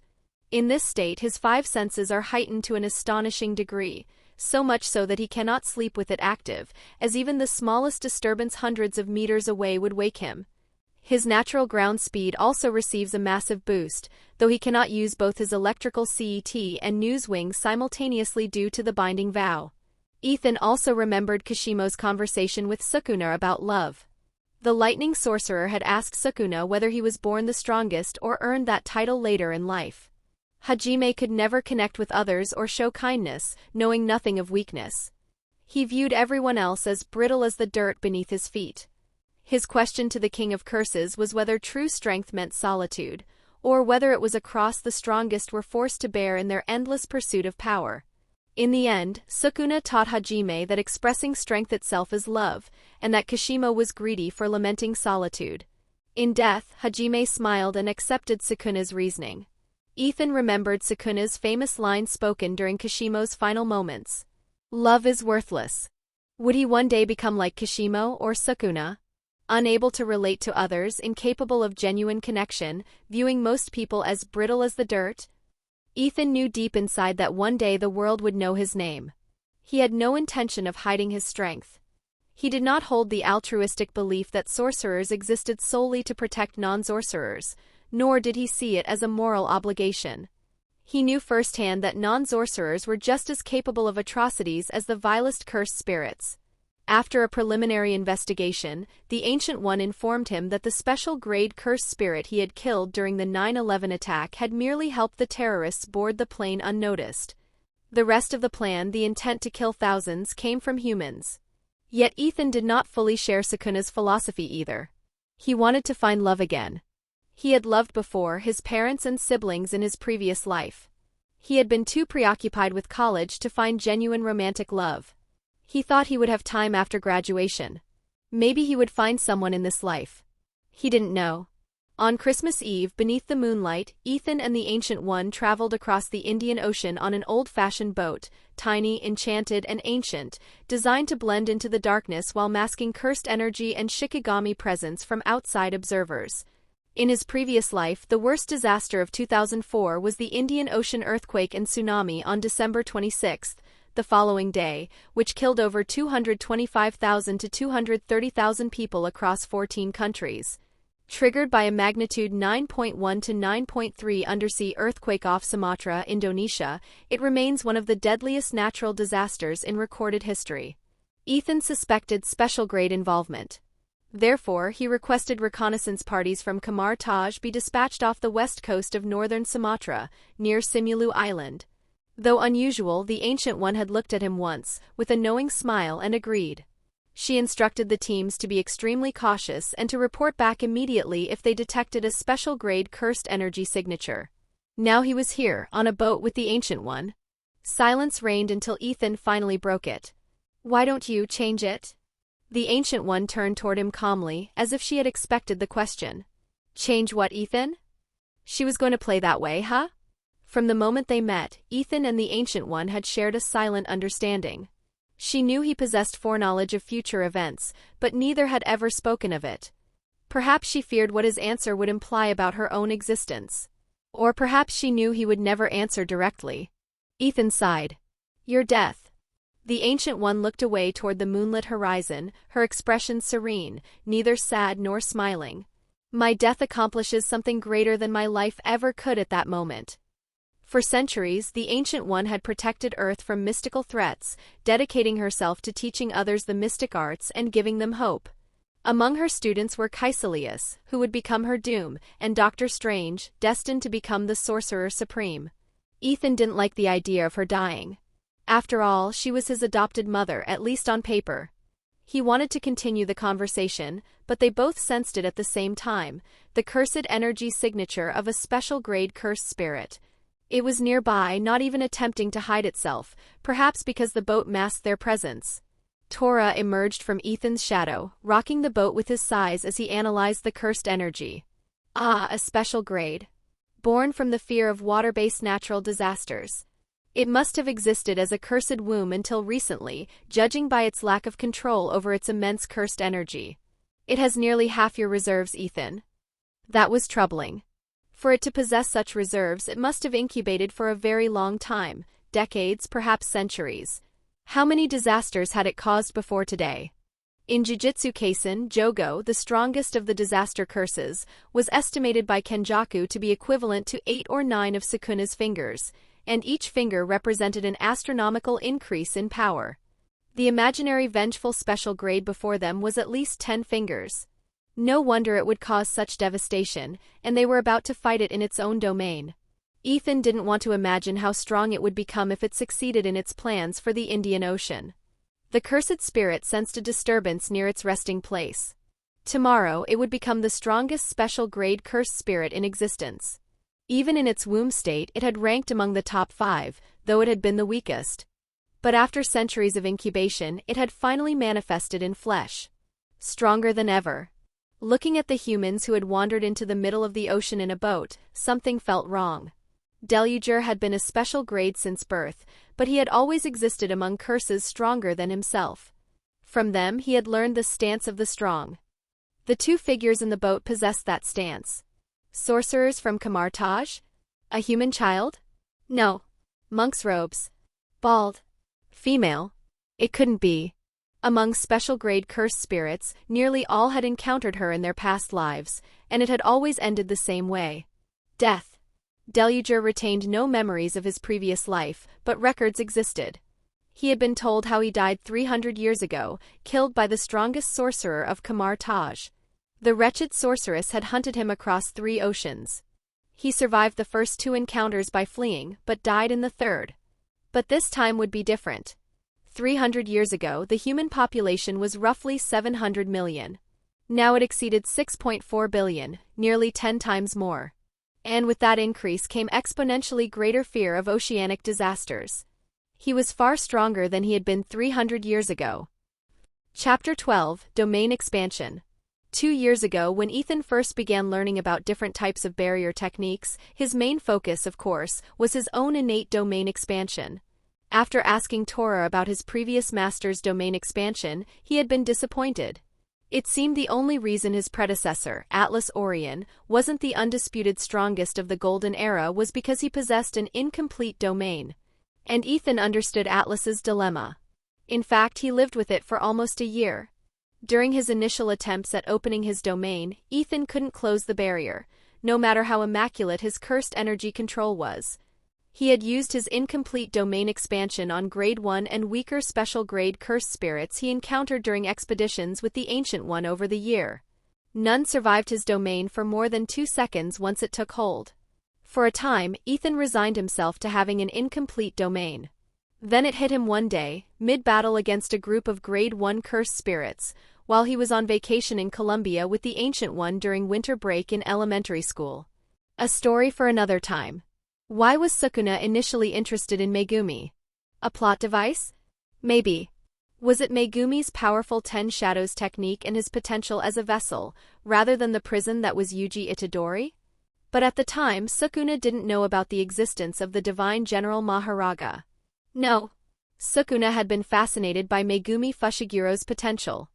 His domain, Chimera Shadow Garden, was also incomplete and barrierless when deployed against the Finger-Bearer Special Grade Cursed Spirit. Sukuna saw in him the potential to master a technique that only 2 sorcerers in history, Sukuna and Kenjaku, had ever accomplished, a complete barrierless domain. In Jujutsu Kaisen, Sukuna's domain expansion, Malevolent Shrine, is a powerful open barrier domain that projects his innate space without a traditional enclosed barrier, allowing for immense range. Sorcerers in JJK view open barrier domains, like Sukuna's or Kenjaku's, as divine techniques, representing the pinnacle of jujutsu mastery, akin to painting on air rather than on a canvas. They are considered superior to closed domains because they lack an external barrier to destroy, allowing for massive range. All this led Ethan to a conclusion. The domain expansion of the 10 Shadows technique was never meant to have an enclosed barrier. Some curse techniques come with an innate domain expansion built in, such as Kinji Hikari's Idle Death Gamble, where he becomes effectively invincible for 4 minutes and 11 seconds if the jackpot hits. Or Hiromi Higuruma's Deadly Sentencing, which enforces nonviolence. The most severe sentence Judge Man can issue is the death penalty, accompanied by confiscation.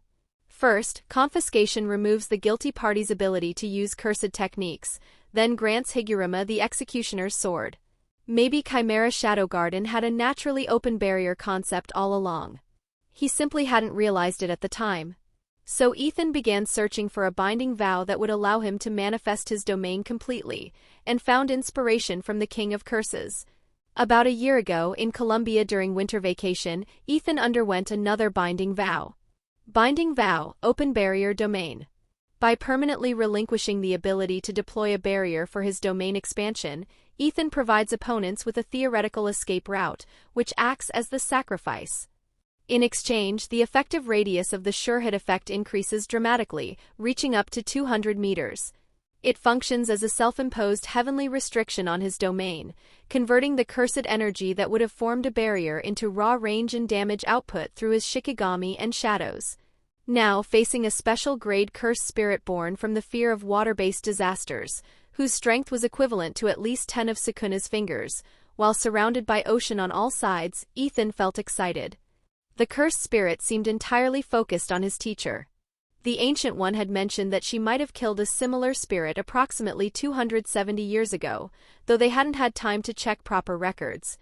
But the intense look in the octopus-like cursed spirit's eyes as it stared at her told Ethan there was more to that story than she was letting on. In its evolved state, the special grade cursed spirit possessed a smaller, more muscular build than disaster-cursed Dagon. Though appearances could be deceiving, Ethan himself was the perfect example of that. Its head resembled an octopus, marked with black dots on top and blank white eyes similar to Dagon's. Ethan concluded the resemblance stemmed from the fact that they were born from the same concept, though the cursed spirit before him was far stronger than anything he had seen from Dagon. Maybe it was the universe's way of making sense of itself. Ethan wanted to see how much trouble it would be for him to defeat a special grade at its strongest. He glanced at the Ancient One and saw her preparing an attack stance. "I want to try something," he interrupted her mid-chant. She looked annoyed but used to his behavior. The Ancient One had not seen his completed open domain yet. No one had except Tora. After all, he had perfected it only a year ago, following the binding vow. "This one is slippery," the Ancient One warned. "The moment it realizes it has no chance of victory, it'll try to flee underwater. I'll block its escape route and provide you with a platform to fight it. Do not underestimate it, Ethan." She began casting a spell for the platform, only for him to interrupt again. "Don't worry about the platform. After all, I can walk on water." Not literally, of course. Ethan could manipulate the shape and density of water using Max Elephant to stand on or move across it, making it appear as though he were walking. He could also use it to catch himself midair or create solid structures, techniques reliant on generating his own leverage. Tora sank back into Ethan's shadow, allowing his master to enjoy himself against an opponent that wouldn't die after 2 punches. Lately, all their expeditions had been against grade 1s, and it had been grating on Ethan's nerves. Meanwhile, the special grade cursed spirit Deluger prepared for an incoming attack from the Sorcerer Supreme of Kamartaj. From records of their previous battle, he knew how aggressive the sorceress could be. But to his surprise, the Ancient One and the human child, whom he had nearly forgotten, began talking among themselves. Now that he thought about it, why had she brought a child with her? Was this some kind of lesson? Did she truly not consider him a real threat? Deluger's rage boiled over. He would kill that human child first while she watched. Then, to his surprise, the little wretch spoke. "Hey, cursed spirit. Do you have a domain?" "What?" Without waiting for a reply, the kid added with a smile Deluger had seen countless times on his fellow special grades. "If you have one, deploy it, unless you want to die in the next 2 seconds. Deluger saw the hand movements. What was the child doing? He couldn't sense any cursed energy from the boat. Wait. Something was very wrong. Why hadn't he sensed them earlier? He had only noticed them after a physical disturbance near his resting place. That boat, a cursed tool designed to mask presence? But why? The moment the child stepped off the boat, Deluger understood. There had been rumors among lower special grades about how the war curse had died nearly 2 years ago. Some claimed they had sensed another cursed energy signature at the site, but not that of a cursed spirit. A human capable of manipulating cursed energy hadn't been born since the doom. And now one stood before him. Deluger wasted no time. The instant he realized what the young sorcerer was attempting, he deployed his domain. Deluger could only deploy his domain 3 times a day, even with his immense cursed energy reserves. His control was still lacking and timing was critical, or the sorceress would escape using her portals. His domain resembled a calm, relaxing beach resort, often used as a meeting ground by fellow special-grade curses. Its sure-hit effect summoned endless waves of carnivorous, fish-like shikigami that appeared mere moments before biting. Within this space, Deluger had total control over water and could generate massive, high-speed attacks, such as his ultimate technique, Death Swarm, an unending guaranteed hit assault. In the past, despite his early curse womb-like state, Deluger had been capable of maintaining his domain for hours, carefully choosing targets for guaranteed hits. And so, the Cursed Spirit and the Jujitsu Sorcerer deployed their domains at the same time. Domain Expansion, Horizon of the Captivating Skunda. Domain Expansion, Chimera Sovereign Garden. Chapter 13, Cursed Binding Vow.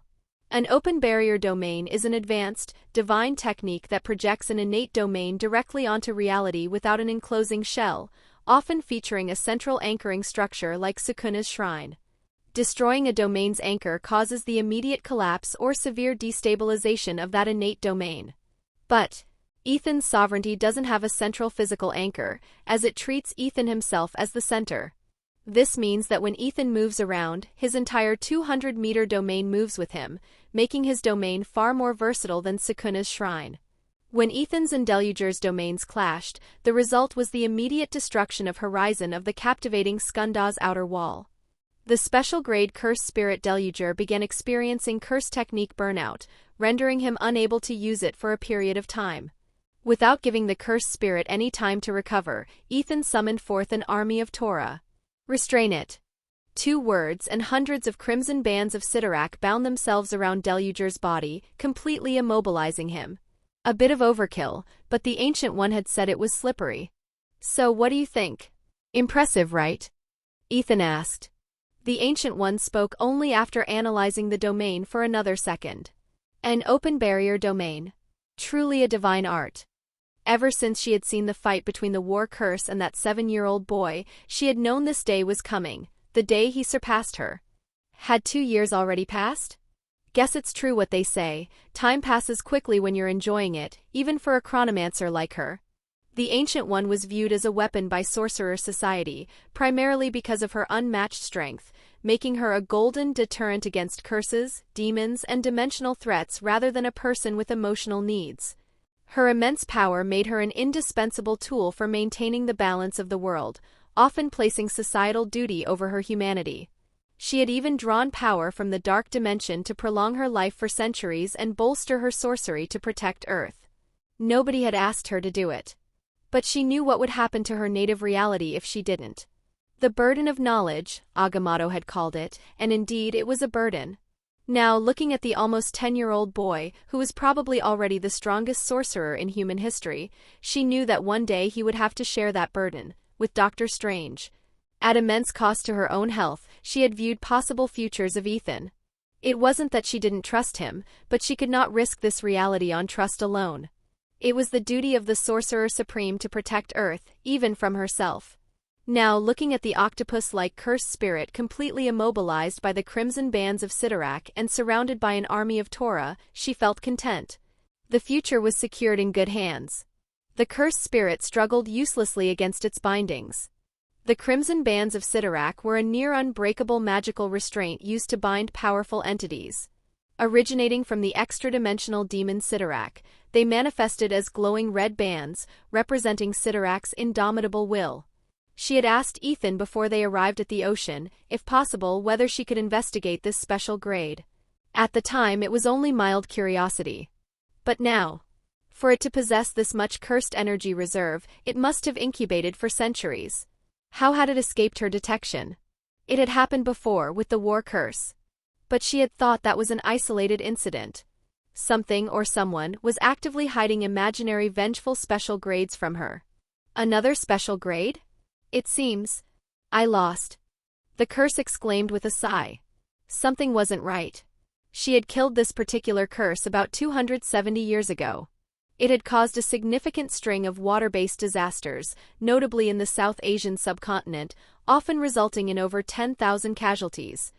Back then it had struggled to the bitter end, even when its death was inevitable. So why was it resigning itself to fate this time? What was different? It was definitely stronger than before, but that should have only made it more arrogant. Weaker cursed spirits are often instinct-driven, chaotic, and inhuman. Higher-grade curses, however, can develop high intelligence, malice, and self-awareness, allowing them to manipulate, strategize, and possess distinct, cruel personalities. Yet their personalities do not change even after rebirth. She would know. She had killed curses born of the same concepts for centuries, and they had always shared the same mentality. No exceptions. At least until today. If I am dying, I will cause as much carnage as I can before I go, the cursed spirit added with a manic laugh as it began to disappear. What? It sacrificed its core concept. When Deluger realized he could not escape his bindings, held by the tiger Shikigami, he enacted a binding vow. Imaginary vengeful special grade cursed spirit Deluger would sacrifice his concept, being born from fear of water-based disasters, in exchange for a 9.3 magnitude earthquake striking directly beneath them. The binding vow took hold. The earthquake hit. Normally, no special grade cursed spirit would ever sacrifice its concept. It would mean no version of them could ever exist again, especially not someone like Deluger, who valued survival above all else. But after evolving, something fundamental had shifted within him. He understood that he was not just a monster, but the embodiment of humanity's fear of oceanic disasters. He wanted them to feel it again. In his final moments, he remembered a conversation with the strongest special-grade cursed spirit he had once met. "I truly am a curse," they had said. He understood that feeling now, as he cursed the world even in death. In her 700 years of fighting curses, the Ancient One had never seen a curse sacrifice its concept simply to spite her one last time. "The earthquake, it's at least a 9. Ethan said as she studied the rapidly rising water levels. Silence reigned as they grasped the consequences, until one of the Torah broke it.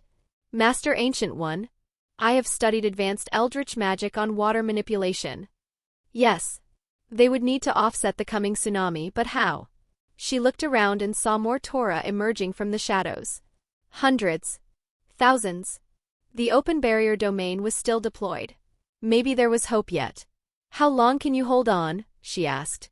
Any plan she made now would depend entirely on Ethan's ability to keep the domain open and supply more Torah. "Long enough. Do you have a plan?" Ethan replied. There was one more advantage his barrierless domain had over Sukuna's shrine. His Shikigami could operate outside the 200-meter radius. "Even if we collapse the initial tsunami from the epicenter," she explained, "the earthquake alone will kill thousands. And then there will be secondary tsunamis caused by tectonic shifts, resulting in even more deaths." "We can't save everyone," she added grimly. They stood in silence for a moment. Then Ethan turned to her, his expression resolute. "Then we save as many as we can." Ethan's unparalleled power separated him from the rest of humanity, creating a chasm only true connection could bridge, something he shared with the Ancient One and Wong.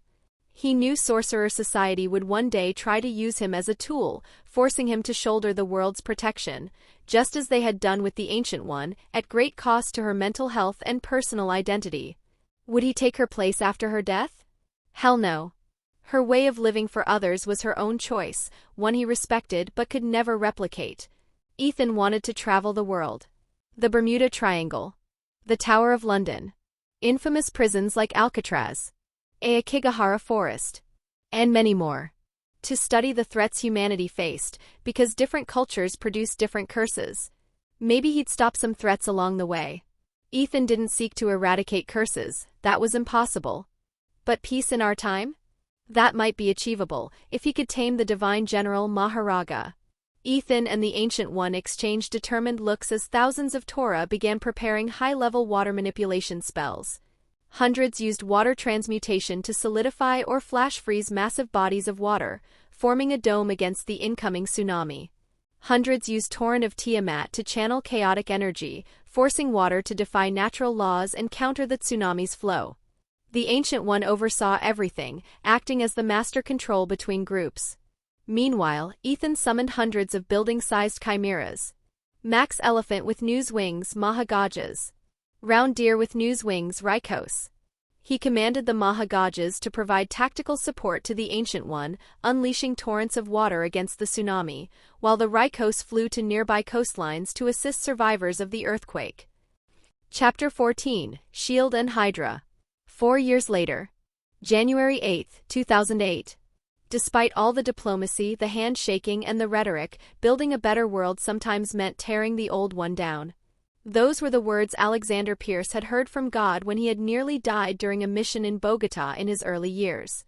Pierce had never been a religious man, but how could he deny reality when he had seen God with his own eyes? God had saved his life back then, and had given him a new purpose with HYDRA. Unlike common belief, Pierce's image of God was never that of a benevolent being. Before his mission in Bogota, he had believed in the Epicurean paradox.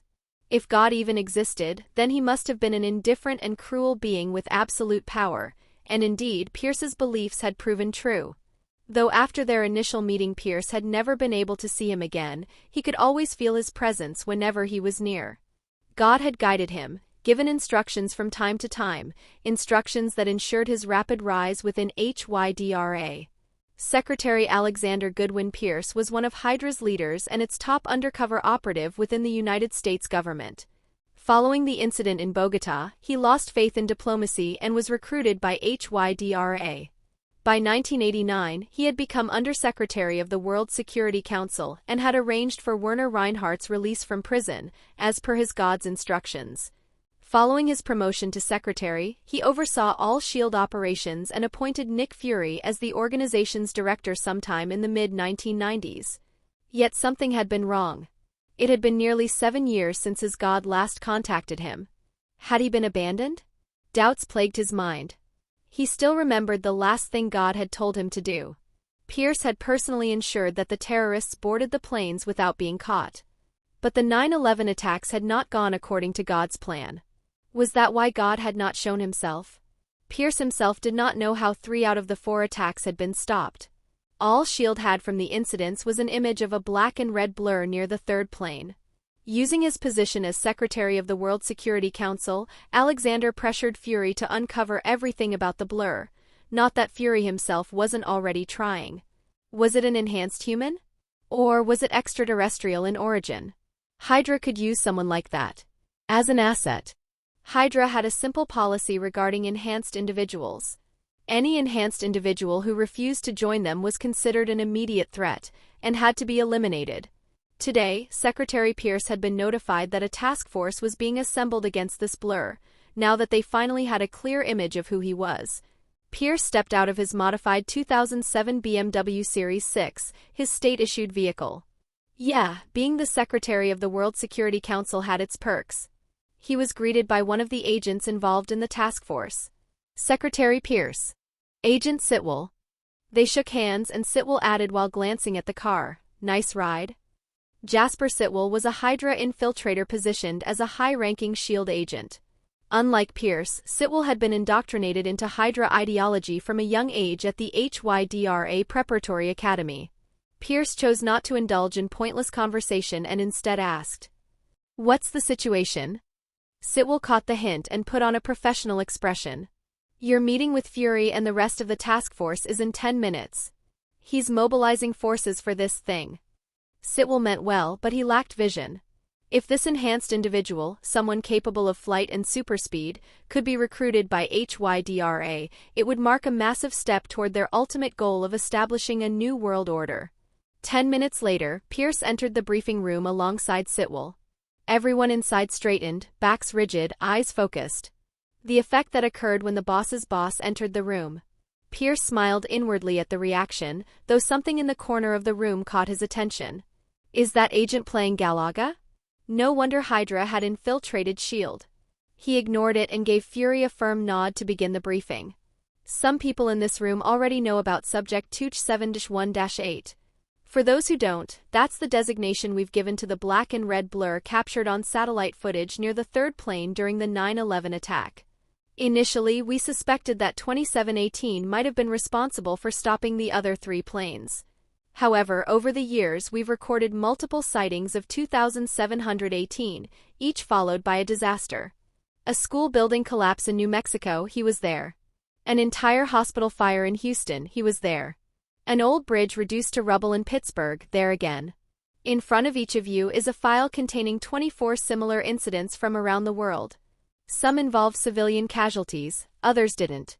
But the most significant event occurred on December 26, 2004, the Indian Ocean earthquake. Subject 2718 was spotted near the coastline of Sumatra. Fury nodded toward Agent Coulson, who turned toward the room with a grim expression. Our analysts confirmed the earthquake near Sumatra, Indonesia measured 9.3 on the Richter scale. The quake alone killed hundreds. However, the casualties should have been far greater due to tsunamis that never came. Across several coastlines, thousands of people were miraculously healed from life-threatening injuries. We can't confirm that 2718 was responsible, but he was spotted near every affected coastal city within 2 hours of the quake. Coulson tapped a few keys, and the projector displayed multiple blurred images of the red and black figure. Fury spoke again. We didn't have a clear image of 2718 until today. The screen changed. A teenager appeared. Agent Coulson stood. Meet Ethan Park. 14 years old. Currently enrolled at Midtown High School. Adopted son of Lucy Park, an alias. We found no records on her. No DMV entries. She's a ghost. We discovered Ethan through security footage from a 2-11 incident at a corner store in New York. Our person of interest appears to have simply been in the wrong place at the wrong time. The footage played. Ethan bought canned drinks. Two masked gunmen entered, pointing weapons at the cashier and customers, including a pregnant woman. The smaller robber tried to grab her purse. They struggled. The gun discharged. Then, the footage skipped. The robbers were unconscious on the floor. The woman checked her stomach, unharmed. The clip lasted less than a minute. Ethan looked directly at the camera and waved with a mischievous smile. Silence filled the room. They had just watched a teenager disarm two armed men without breaking a sweat. If he could do that, what else was he capable of? Secretary Pierce faced his own dilemma. Recruiting the boy into HYDRA had both merits and risks. What if he refused? Snipers. Yes, snipers. For now, patience was required. Let Fury gauge the boy's psyche first. Then Pierce would step in and show him the new world order HYDRA could build, the same way his god had shown him. And if Ethan refused? There was never a shortage of enhanced individuals in the world. Fury broke the silence. We have his current address. He could have easily destroyed the security footage. He wanted the authorities to know about him. In all the blurry images we have of him, he never wears a mask. He will be expecting us. Agent Coulson will make first contact. We'll see how it goes from there. He might look like a teenager, but we don't even know if he is human yet. If you check the timeline, then he would have been 7 years old during 9/11. I find that very hard to believe. There are a lot of unknowns here, so proceed with extreme caution. One of the agents asked, the same one who had been playing Galaga earlier. What are our orders if he is a threat? Well, everyone dies with a bullet in their head, and he can't run forever. He will have to rest, sleep, we will be there. Agent Sitwell replied while smirking. Fury gave him his infamous one-eyed stare. We will go guns blazing only as a last resort. Agent Coulson will spearhead this operation in the field. This is an introduction, people. We will introduce ourselves and ask for his introduction and motives. Any questions? Soon the briefing ended, and Pierce was back in his 2007 BMW Series 6. As he stared at a number in his phone saved as WS Operation, he closed it. Not yet. He would only call the Winter Soldier if Ethan refused HYDRA. Chapter 15, Law and Order. According to John Austin, law is an aggregate of rules set by men who are politically superior or sovereign to men who are politically subject. Austin also states, a law is a command which obliges a person or persons to a course of conduct. Currently, in a non-lethal domain of a cursed spirit born from the fear of law enforcement, Ethan would agree with the sentiment. In recent years, Ethan had come to the western seaboard multiple times to perform exorcisms. Ethan's view of Los Angeles was that it was superficial, insincere, and the worst city in the world, filled with self-absorbed influencers. Though he came back every chance he got, he enjoyed the view from Santa Monica more than he cared to admit. Everywhere in the world a sorcerer visits, they encounter non-sorcerers with non-grade curses attached to them. It is impractical to exorcise every non-grade curse one sees, but it is no less unsettling. Ethan had traveled to cities all over the world, but even then, Los Angeles was a different beast. Here, every person he came across had at least 2 non-grade curse spirits attached to them, with the number sometimes reaching 8, or even 10. Normally, non-grade curses or even grade 1 curses would flee if he was in the vicinity and released his cursed energy. Special grades, however, would immediately know his location.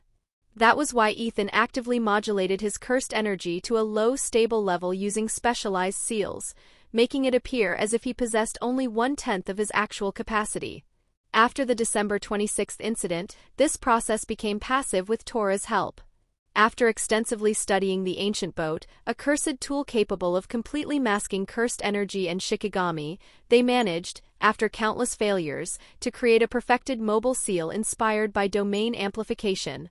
Though the seal could not be applied to most of his shikigami, there were exceptions, Chimera Reiju and Rabbit Escape, due to their size.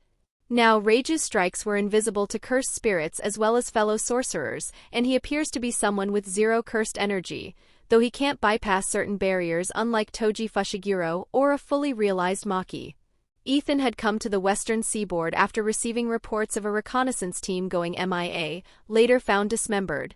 There was no confirmation regarding the curse's level, or whether there was one curse or multiple powerful curses working together, similar to the Columbia incident during the winter of 2003.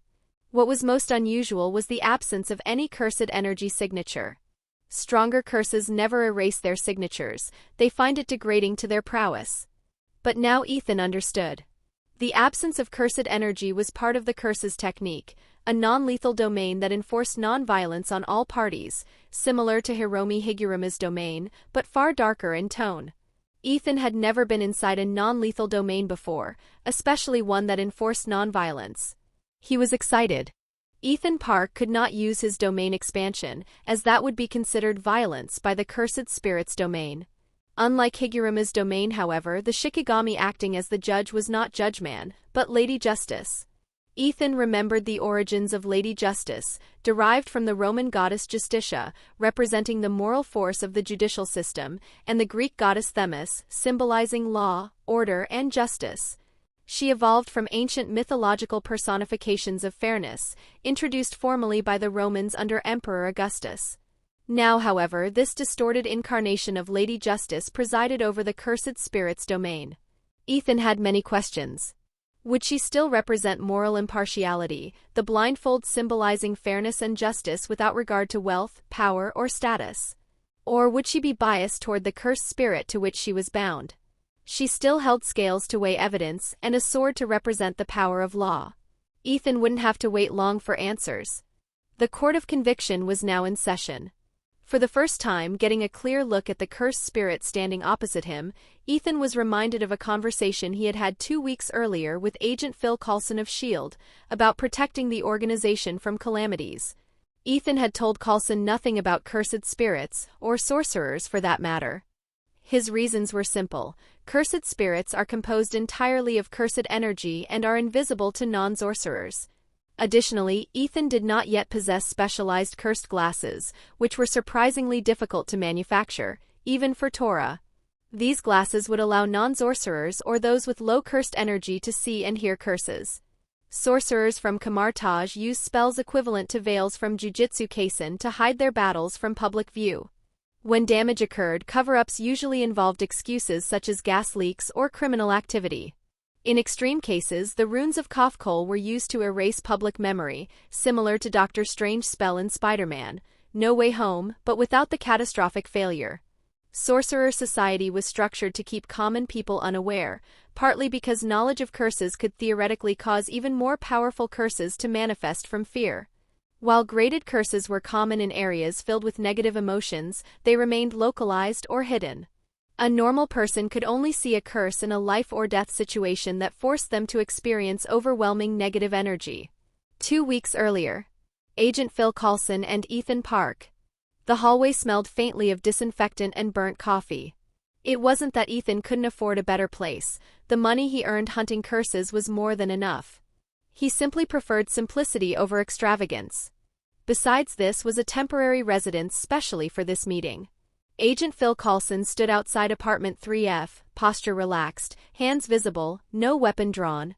He checked his watch once before knocking, measured and polite. The door opened almost immediately. A teenage boy stood there wearing a hoodie and expensive sneakers, earbuds hanging loosely around his neck. He looked like any other New York kid, except for his eyes. Too mature.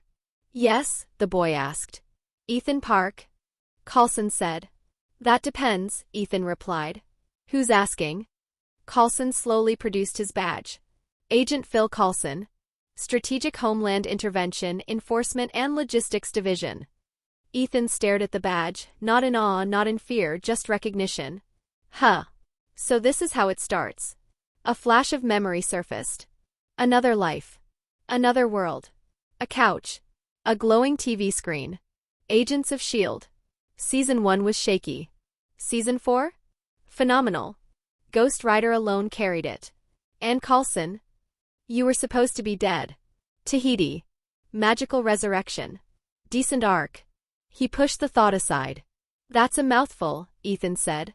You want to come in, or are we doing this in the hallway? Coulson smiled faintly. Inside would be preferable. Ethan stepped aside. The apartment was small but orderly. High school books were stacked neatly on a table. A backpack rested by the couch. No signs of weapons, traps, or hurried escape. You live here alone? Coulson asked. Mostly, Ethan said. My mom's away. That was a whole other can of worms.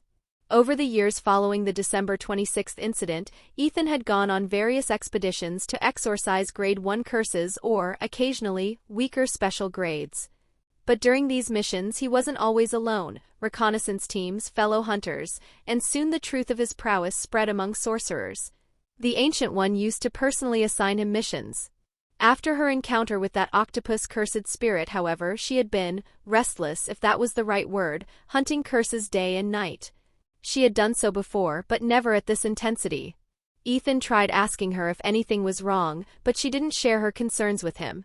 Maybe it was because of that cursed binding vow? He didn't know. Coulson nodded, filing it away. He gestured toward the table. May I sit? Ethan shrugged. Sure. Tea? He offered, and Tora used a transmutation spell to manifest a hot, boiling teacup on the dining room table as Coulson looked around the apartment.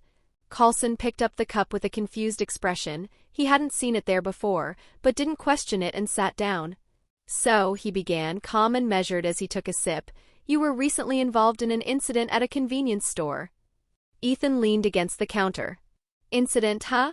That's one word for it. We saw the security footage, Ethan, Coulson said. 2 armed suspects were immobilized in less than a second, with no injuries. You walked away. They were amateurs from the way their hands were shaking, Ethan replied. Probably meth heads. Bad footwork. Worse trigger discipline. Ethan had gone to the corner store by chance to buy cold drinks, though he had been pleasantly surprised to meet a very pregnant lady. He had even joked with her about finding a better man to carry her shopping bags. Coulson raised an eyebrow. That's an unusual observation for someone your age. Ethan, are you enhanced? Ethan smirked. Enhanced, huh, like Captain America? He knew Coulson was a die-hard Captain America fan, that was why he invoked the name. Silence hung for a moment until Coulson cleared his throat. Ethan, Coulson said, I need to ask you directly, what specialized equipment or abilities did you use during the armed robbery incident? Because from what we saw in the footage, it's clear that you knew what you were doing. You even waved at the end. And here it comes. Ethan tilted his head. You mean powers? Coulson didn't answer. To him, the pinnacle of strength and power had always been Captain America. He had seen all the old World War II footage in movies involving the Captain. He even collected vintage Captain America cards. He almost had a full set, only a few missing. But even Captain America couldn't outrun a bullet. Yes, powers. Super speed at the very least. Ethan, before we go further with this conversation, I'd like to tell you something about S.H.I.E.L.D. if I may, the agent added. Ethan nodded. Go ahead. He knew what S.H.I.E.L.D. was. HYDRA was wearing it like a skin for now. Still, Ethan wouldn't interrupt a proper introduction. The principle S.H.I.E.L.D. was founded upon was pure, Coulson said. Protection. One word. Sometimes to protect a man against himself, other times to protect the planet from an alien invasion from another universe. It's a broad job description. We keep enhanced individuals such as yourself on the index. A list? Ethan cut in. He knew exactly what the index was, no matter how they tried to glamorize it, a comprehensive, classified registry maintained by S.H.I.E.L.D. listing individuals and objects possessing superpowers, enhanced abilities, or deemed dangerous. Coulson stiffened. He knew people didn't like being put on a list, but it was a necessary measure, especially after his last mission in Bahrain. Melinda May and Phil Coulson had led a S.H.I.E.L.D. mission in Manama, Bahrain, to locate a gifted individual named Eva Belyakov, who possessed enhanced strength and durability. She had taken agents hostage and was later revealed to be under the thrall of her own child, Katia Belyakov. May had been forced to kill the child to save fellow agents, causing severe psychological trauma. It transformed her from the warm agent Coulson once knew into the withdrawn cavalry, leading to her retirement from field duty and reassignment to a desk job. A list of people S.H.I.E.L.D. protects, Coulson argued. But Ethan had had enough of the charade. Protect? Ethan said. Protect from whom? You misunderstood, Agent Coulson. This meeting isn't happening because I need protection. It's happening for S.H.I.E.L.D.'s sake. S.H.I.E.L.D.'s? Coulson asked cautiously. And what are you going to protect us from? He knew even normal people could become megalomaniacs after encountering power. Has this child been lost too? From yourself, of course, Ethan said calmly. But now isn't the time yet. Indeed, the two greatest threats S.H.I.E.L.D. would face, the Chitauri invasion and HYDRA, would come from within. But when the time comes when you need an extraordinary solution, here's how you contact me. Tora manifested an antique wooden box containing a cursed tool, HYDRA, which they had been developing. It allowed for long-distance instantaneous teleportation, using principles derived from simple domain and rabbit escape. The kunai was imprinted through the sacrifice of a rabbit escape Shikigami and activated a simple domain Ethan could sense, theoretically from galaxies away, allowing teleportation via shadow manipulation. As soon as Agent Coulson touched the kunai, clearly bewildered by its sudden appearance, Ethan vanished from the apartment, leaving only an echo behind. When calamity comes, throw the kunai on the ground, Agent Coulson, and I will appear too. Coulson sat there for a full minute, absorbing what had just happened.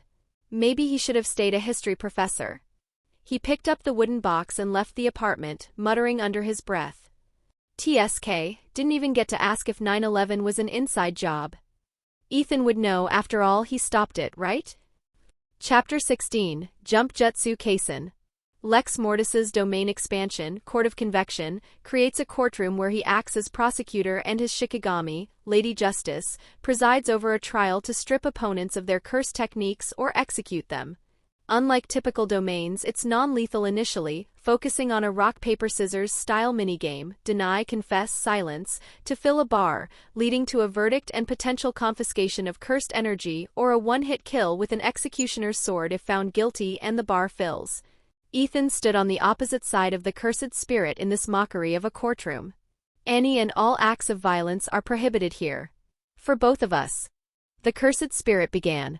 It seems one of the conditions for this domain to start is that the prosecutor must explain the details/rules of this domain personally to the defendant. Ethan had tried summoning his Shikigami as soon as the domain took hold, but the act of summoning itself is considered violence by Lady Justice. The cursed spirit itself seems to be a weaker special grade. Though something feels off. The cursed spirit deployed its domain as soon as he was in its range. It had used barrier techniques to conceal itself until the very last moment. This attack was premeditated, a trap? Even if it confiscated his technique, he can simply kill it via cursed energy reinforcement. Wait, it's not working alone, is it? Other special grades? Please begin, Lady Justice. Ethan added, fascinated by who could be the mastermind behind this trap. Ethan Park is under suspicion of murder of 15 individuals across 3 different planes on September 11, 2001. Lady Justice spoke next, her voice coarse yet elegant in a strange way. Is Lady Justice biased? Well, that's mildly troubling. If the judge itself is biased, no matter what defense he puts up by saying he killed those terrorists to save thousands of lives, he would still be found guilty. Lady Justice knows everything about the individual inside of this domain, but that information isn't shared with me. Judgment will be decided based upon our claims. The cursed spirit continued explaining the rules of the domain, all the while smiling from ear to ear, if they could be called ears. And does Lady Justice truly know everything about him? Will that include his previous life? Ethan had so many questions. With this evidence as the single exception. The evidence regarding your case was submitted by Lady Justice herself. An envelope appeared in its hand, covered by cursed energy. This will not necessarily confirm the suspicion placed upon you, and I won't tell you what it says.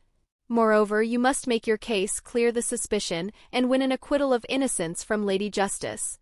In the world of Jujutsu Kaisen, domain expansion was a more common technique among sorcerers in the past because their domains were less complex. They typically did not possess an instant kill function. Instead, they were designed as a means to set advantageous conditions for a fight and force the opponent to obey specific rules. That was the standard for domains of the past. Early domains primarily enforced the rules of the embedded curse technique, giving the user a significant advantage but not an immediate lethal win, like that of Raiman Sukuna or Gojo Satoru. Because these domains lacked the complex, high-difficulty sure-kill factor, they were simpler to manifest and master. In eras like the Heian period, there were many powerful sorcerers and cursed spirits, leading to frequent battles. Domains were an essential part of the metagame, and having one, even a non-lethal one, was necessary for survival. Over time, sorcerers shifted their focus to developing sure-kill domains that could end a fight immediately. As this became the standard goal for a domain expansion, the overall number of users decreased significantly because such domains are much harder to create and perfect. A 0.2 seconds exposure to Infinite Void by Gojo Satoru was able to paralyze disaster-class curses for 299 seconds. There's only one chance to make a statement. And that applies to both of us as well. Once you're done, I'll also have just one opportunity to make a rebuttal with this evidence in consideration, and lastly Lady Justice will pass a judgment based upon the California Penal Code. If Ethan remembered correctly, the death penalty was legal and allowed in the state of California in 2008, with 673 inmates on death row, the largest in the nation. Let me guess, you get an instant death sword the moment I am found guilty. Ethan spoke sarcastically, but his tone had an underlying edge. If someone has set him up, then there will be other special grades waiting as soon as this domain closes. And if this cursed spirit obtained the executioner's sword and passes it along to a stronger special grade, even a wound on the body mass or his head would mean instant death, regardless of his RCT. Unfortunately, I'm not the one responsible for answering that question. But as per the rules, I will tell you this. You have 3 options. Silence, confession, and denial, and false statements are included in the option of denial. Isn't lying on the stand perjury or something? Ethan knew about perjury as he had attended his jury duty in his previous life, and the main witness had knowingly lied about the crime. Perjury in California, Penal Code 118 PC, is a felony involving willfully and knowingly making a false material statement under oath in court, depositions, or signed declarations. Convictions can result in 2, 3, or 4 years in state prison, up to $10,000 in fines and felony probation. Now normally, while stating rules of the domain, one shouldn't be able to lie, but Ethan won't leave that up to chance. The cursed spirit simply widened its smile and clarified. If everyone told the truth, I wouldn't be born. Now make your excuse, human. Lady Justice isn't very patient. Alright, Ethan did actually kill those terrorists. And they were legally innocent until proven guilty, even though they were planning to crash their respective planes. In California, as in all U.S. jurisdictions, it is illegal for a private citizen to intentionally kill another person, including a terrorist suspect, outside of legally recognized justifications such as self-defense. The law emphasizes arresting and prosecuting suspects through the criminal justice system, even for serious terrorism charges. If Ethan wanted to proclaim his innocence, he won't be able to avoid lying. The content of that evidence was key to this facade of a trial. Ethan thought back to his options. Option A: if the evidence is a dud and it can't prove that he actually murdered those terrorists, then he can either remain silent or simply deny the claim. Option B: if the evidence proved that he killed those terrorists, should he wager on getting a lighter sentence by making a confession? Does Lady Justice even pass varying degrees of sentencing? Ethan decided to go with option C and turned to Lady Justice. I killed those terrorists, but it was to save innocent lives on the plane. So I am innocent. The cursed spirit spoke up next. I see. Then it's my turn. He opened the envelope containing the evidence and read it once. And then added, this is a picture taken on the day of the incident from the security cameras in the cockpits of all 3 planes. It shows Ethan Park murdering at least 6 people in cold blood from behind. These actions are willful, deliberate, and premeditated. A first-degree murder under California Penal Code Section 187. Pass the judgment, Lady Justice. The defense rests. Ethan had to focus on the upcoming battle with multiple special-grade cursed spirits, and any excuses he made now would have been pointless anyway. Lady Justice passed the judgment as expected, guilty and death penalty. The cursed spirit has obtained the executioner's sword, and Ethan's curse technique has been temporarily confiscated by Lady Justice. And it will remain confiscated until the cursed spirit is conscious. Lex Mortis's executioner's sword is a special-grade high lethality weapon summoned through his domain expansion, Court of Convection, when a death penalty verdict is reached by Lady Justice. It is a transformed version of his gavel that kills any target instantly upon cutting them, as it targets the soul directly. And as soon as the domain collapsed around Ethan, he felt it. The loss of his technique, and the presence of at least 3 more special grades, at least as strong as the octopus cursed spirit, maybe stronger. Now here he stands as 4 special grade cursed spirits jump him without any technique. He had to get past the 3 and kill the law cursed spirit first, with simple cursed energy and martial arts. But would he lose? Nah. He would win. Chapter 17, The Architect of the Doom. Humanity's fear of fellow humans. That was how he was born. He is a manifestation of humanity's negative emotions toward itself, a disaster curse embodying the human condition and the soul. While most curses are driven by primal instincts, Mahito is highly intellectual and philosophical. He considers curses to be the true humans because they act on their rawest desires without the hypocrisy or social constraints that humans use to hide their dark nature. He is the oldest curse alive, having been around since what humans call the golden era of jujitsu. Though he underwent a binding vow that currently restricts his movements, he was the individual responsible for ending that golden era. Yes, he was the one who caused it.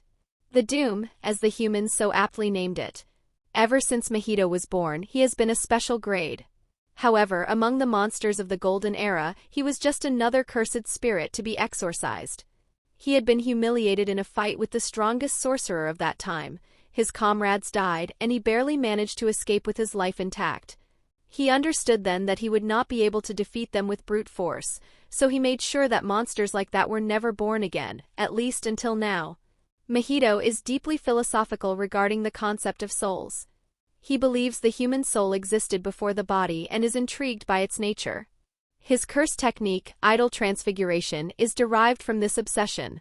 He has no sympathy for humans and places little value even on his own life. He is devoted to the cause. As long as cursed spirits eventually reign supreme, Mahito does not care if he is there to see it. When Mahito caused the doom, he underwent 2 massive binding vows.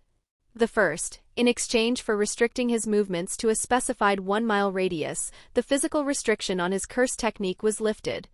Through this vow, he can use idol transfiguration remotely without physically touching his target. The second, because his range was still not satisfactory for his plans, he went against his very nature. In exchange for never harming humans using idol transfiguration, his technique's range reached a global scale. Both binding vows took hold. From then on, Mahito used idol transfiguration to adjust the brain and body structure of all newborns, whether natural-born sorcerers or not, to ensure they could not harness cursed energy. Under the second binding vow, harm is defined as using idol transfiguration to shorten a human's lifespan or change them into transfigured humans. Since changing the physical chemistry of the brain to prevent the use of a curse technique does neither of those things, he is not in violation of the vow. He remotely activated these changes over the previous millennia. Normally, curse technique removal involves the forced extraction of an innate technique, which acts as a death sentence. Because techniques are engraved in the brain, removing them causes fatal damage, effectively killing the sorcerer. This is why Mahito applies his technique only to newborns, as sorcerers born with an innate technique typically see it manifest around the age of 5 or 6. A binding vow is a powerful contract made with oneself or another, using cursed energy to trade a restriction for a significant power-up, an equivalent exchange. Mahito, in exchange for never using his technique to harm a human, was able to cast his technique worldwide.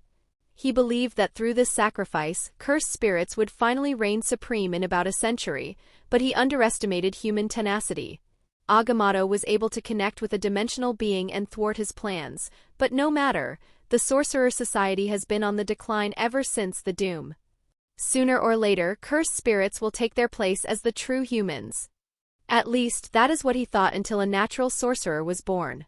Mahito did not know how this human wretch escaped his vision as a newborn, as not even the Sorcerer Supreme could do it. But it happened and that sorcerer had to be dealt with. The technique was too dangerous. Atlas Orion, a predecessor of the 10 Shadows technique, still haunts his nightmares. And so, Mahito observed him for years since he killed Delgur, watching as he grew stronger and killed fellow cursed spirits.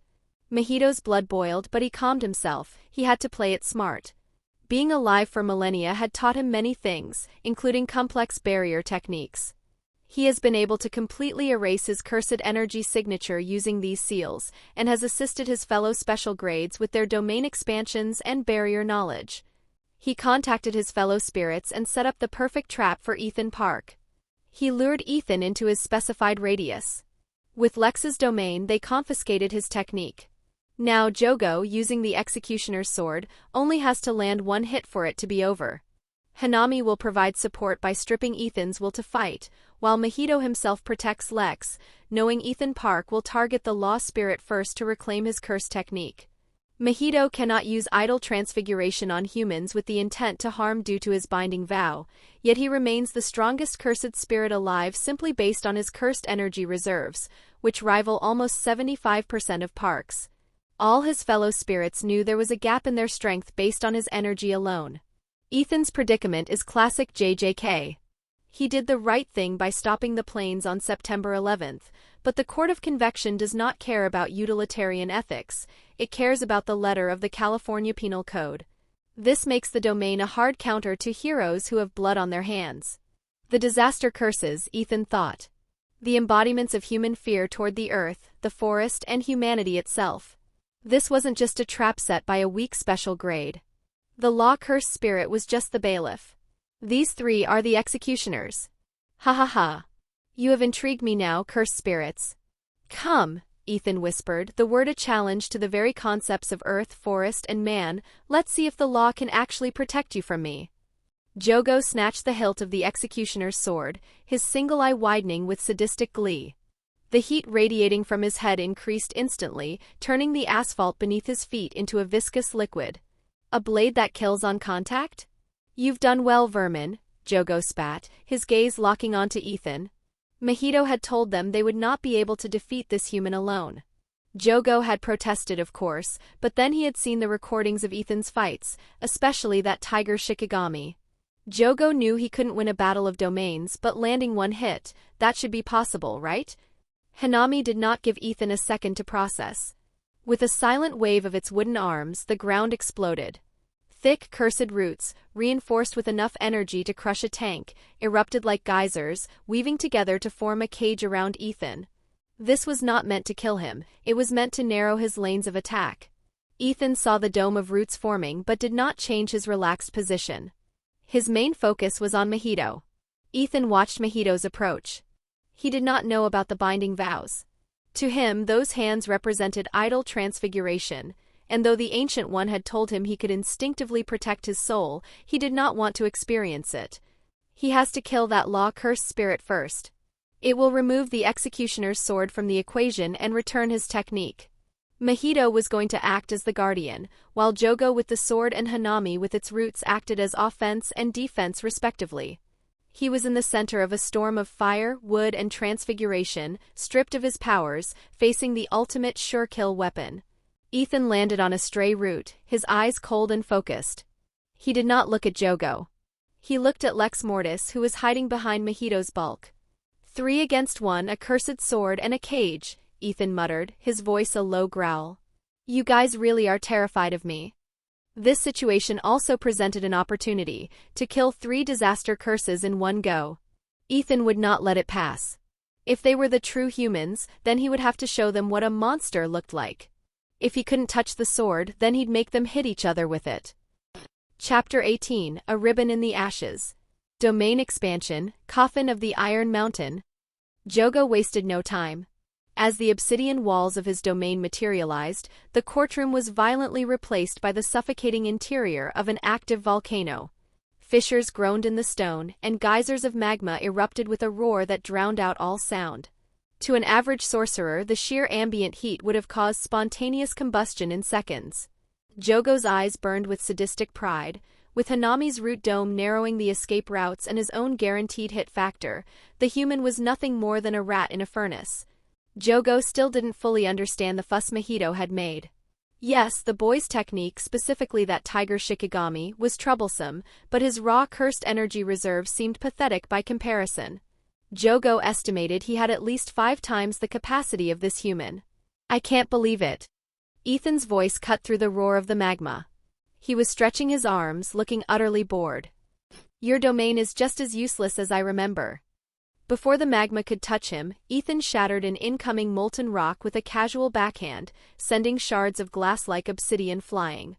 What? Jogo froze. He didn't have time to process the insult because suddenly he felt it. Nothing. The presence of Ethan Park, the distinct flavor of his cursed energy had vanished. Standing right where Jogo could see him, the boy had become a void. Did he lose his cursed energy too? Jogo wondered, his mind racing. Is he truly that weak? Ethan hadn't lost his energy, he had refined its application to an impossible degree. The moment the domain deployed, he activated two specific techniques. Falling Blossom Emotion. Unlike a simple domain, this does not neutralize the domain's barrier or the sure hit. Instead, it blankets the user in a reactive layer of cursed energy that automatically counters incoming attacks at the moment of contact. It is the ultimate point defense for a master martial artist. Hollow Trace. This was the trump card. Developed by Ethan and Tora after witnessing the masking effects of the ancient boat artifact, it was a mobile seal that suppressed his cursed energy signature to 0. To the heightened senses of a cursed spirit, Ethan was now a ghost. He was invisible to their tracking, though his physical body still occupied the space within the barrier. He is masking his cursed energy. Mahito screamed from outside the volcanic domain, his soul-warping senses picking up the subtle shift that Jogo's primal instincts had missed. Jogo snapped his head toward the voice, then glanced at Hanami. When they both looked back toward their target, the center of the domain was empty. Where is he? A gust of movement to the right, gone. A blur to the left, gone. Ethan was moving with a speed that defied the heavy, heat-thickened air. Mahito remained outside the domain, guarding Lex Mortis, while Jogo gripped the executioner's sword with white-knuckled intensity. He only needed one hit. He hasn't left the dome. I would have felt the barrier breach. Hanami spoke in that distorting, melodic tone that echoed directly in the mind. Ah! The next moment, a guttural scream tore through the volcanic chamber. Jogo spun around. Hanami was on the ground, clutching the side of her head. Both of her eye branches, the most vulnerable part of her reinforced body, lay snapped and steaming on the stone floor. Hanami! Jogo roared, his single eye darting wildly. He couldn't see the sorcerer. He couldn't feel the sorcerer. He was in his own domain, the peak of a cursed spirit's power, and he was being hunted by a phantom. Ethan had kept Hollow Trace hidden until this exact moment, knowing that against these three, the element of surprise was more valuable than any technique. Through the steam and the smoke, a low voice whispered from the shadows of a magma vent. One down. Next. The air didn't just vibrate, it curdled. Jogo sensed the displacement a fraction of a second too late, a catastrophic buildup of cursed energy surging from his blind spot. It was a tidal wave compressed into a single point. Graphite blast. Boom! The entire right side of Jogo's frame evaporated. Shards of volcanic rock and blackened flesh sprayed across the interior of the domain as he was slammed into the charred earth. Through the ringing in his ears and his hazy vision, Jogo saw it. The executioner's sword, glowing with a faint lethal hum, resting against the domain's floor. Ethan didn't run. He moved with a rhythmic stillness. He retrieved the blade, his fingers closing around the hilt with a terrifying finality. A few yards away, Hanami lay writhing, her wooden limbs splintered and leaking sap-like blood. Ethan stood over her for a heartbeat, not out of hesitation, but to let the weight of the moment sink in. Then, with cold mechanical precision, he drove the sword through her center mass. Ha-Nami. The name was a ragged wheeze. Jogo, forced to divert every ounce of his focus into frantic regeneration, watched through the steam of his knitting flesh. Mahito had lied. Or worse, Mahito had been a fool. Those cursed energy cannons weren't just a trick of efficiency, the sheer volume of that discharge required a reservoir that defied logic. To output that much power meant Ethan wasn't just any sorcerer. And Hanami, the gentlest of their kind, had paid the ultimate price for that miscalculation. Panic, a sensation Jogo hadn't felt in centuries, flared hotter than his own lava. He collapsed the domain, the obsidian walls shattering into ash as he scrambled backward toward Mahito. Hey! Hey! This isn't what you told us. Jogo spat, his voice cracking. Hanami is dead. He ended her with that sword. He turned his frantic gaze toward Lex Mortis, who stood nearby, beads of sweat tracking down his pale forehead. Can you cancel it? Cancel the sword now. Lex flinched, his composure fraying. I can, he hissed, but the moment the sword vanishes, the restriction on his innate technique breaks. You'd be trading the blade for his domain expansion. Is that a gamble you want to take? The atmosphere had shifted from a calculated execution to a desperate scramble for survival. Mahito, ever the opportunist, felt the prickle of dread. He had prepared for a setback, but Ethan Park holding the executioner's sword was a variable that threatened to erase them all. We have to move, Mahito thought. Now. He looked at his binding vow, the ancient shackle that prevented him from leaving a 1-mile radius. It was a masterpiece of spiritual law, but even laws had fine print. By shrinking his soul to a microscopic speck, he could hitch a ride on another soul, effectively bypassing the movement restriction as long as he remained a passenger. Hee. Ethan Park, Mahito's voice took on a sing-song quality, a mask for his desperation. I brought a souvenir from your time in New York. From the shadows of a nearby alley, a gargantuan, worm-like cursed spirit lurched forward. Its jaw unhinged with a wet, sickening crack, vomiting a limp figure onto the pavement. Ethan's breath hitched. The cold mask of the executioner cracked. Miss Anler. She lay there, the woman who had looked out for him in the children's village orphanage, her skin a mottled, sickly gray. I've seen your records, Ethan, Mahito chirped, his body already beginning to compress and liquefy, drifting toward Jogo's shoulder like a shroud of mist. You love to play the hero with your reverse curse technique. Miss Anler has just ingested 13 distinct, high-grade poisons. You can chase us, or you can spend precious seconds trying to knit her back together. Do what you will. As Ethan dove toward the dying woman, Mahito's soul vanished into Jogo, and the two curses blurred into the horizon. They left Lex Mortis behind as a disposable shield. Lex only needed to buy them a few seconds, but with Jogo's speed and Mahito's soul-erasing signature, they would soon be gone. Ethan placed an RCT valve over Miss Anler and looked at the law spirit. Lex Mortis didn't have time to react. In an instant his body was severed down the middle, along with his Lady Justice construct. The executioner's sword vanished into nothingness. Ethan tried sensing the disaster curses, but they were gone. Mahito could have used any civilian, but he had used Miss Anler as a hostage. It was a message, Mahito knew him, and he wanted Ethan to know that no one was safe. Now, as Ethan sits beside Miss Anler, her pale face slowly regaining its color under the glow of his technique, he begins to sing a lullaby from his youth. Max had loved it, the boy couldn't sleep without it, and Ethan found a strange, grounding comfort in its melody.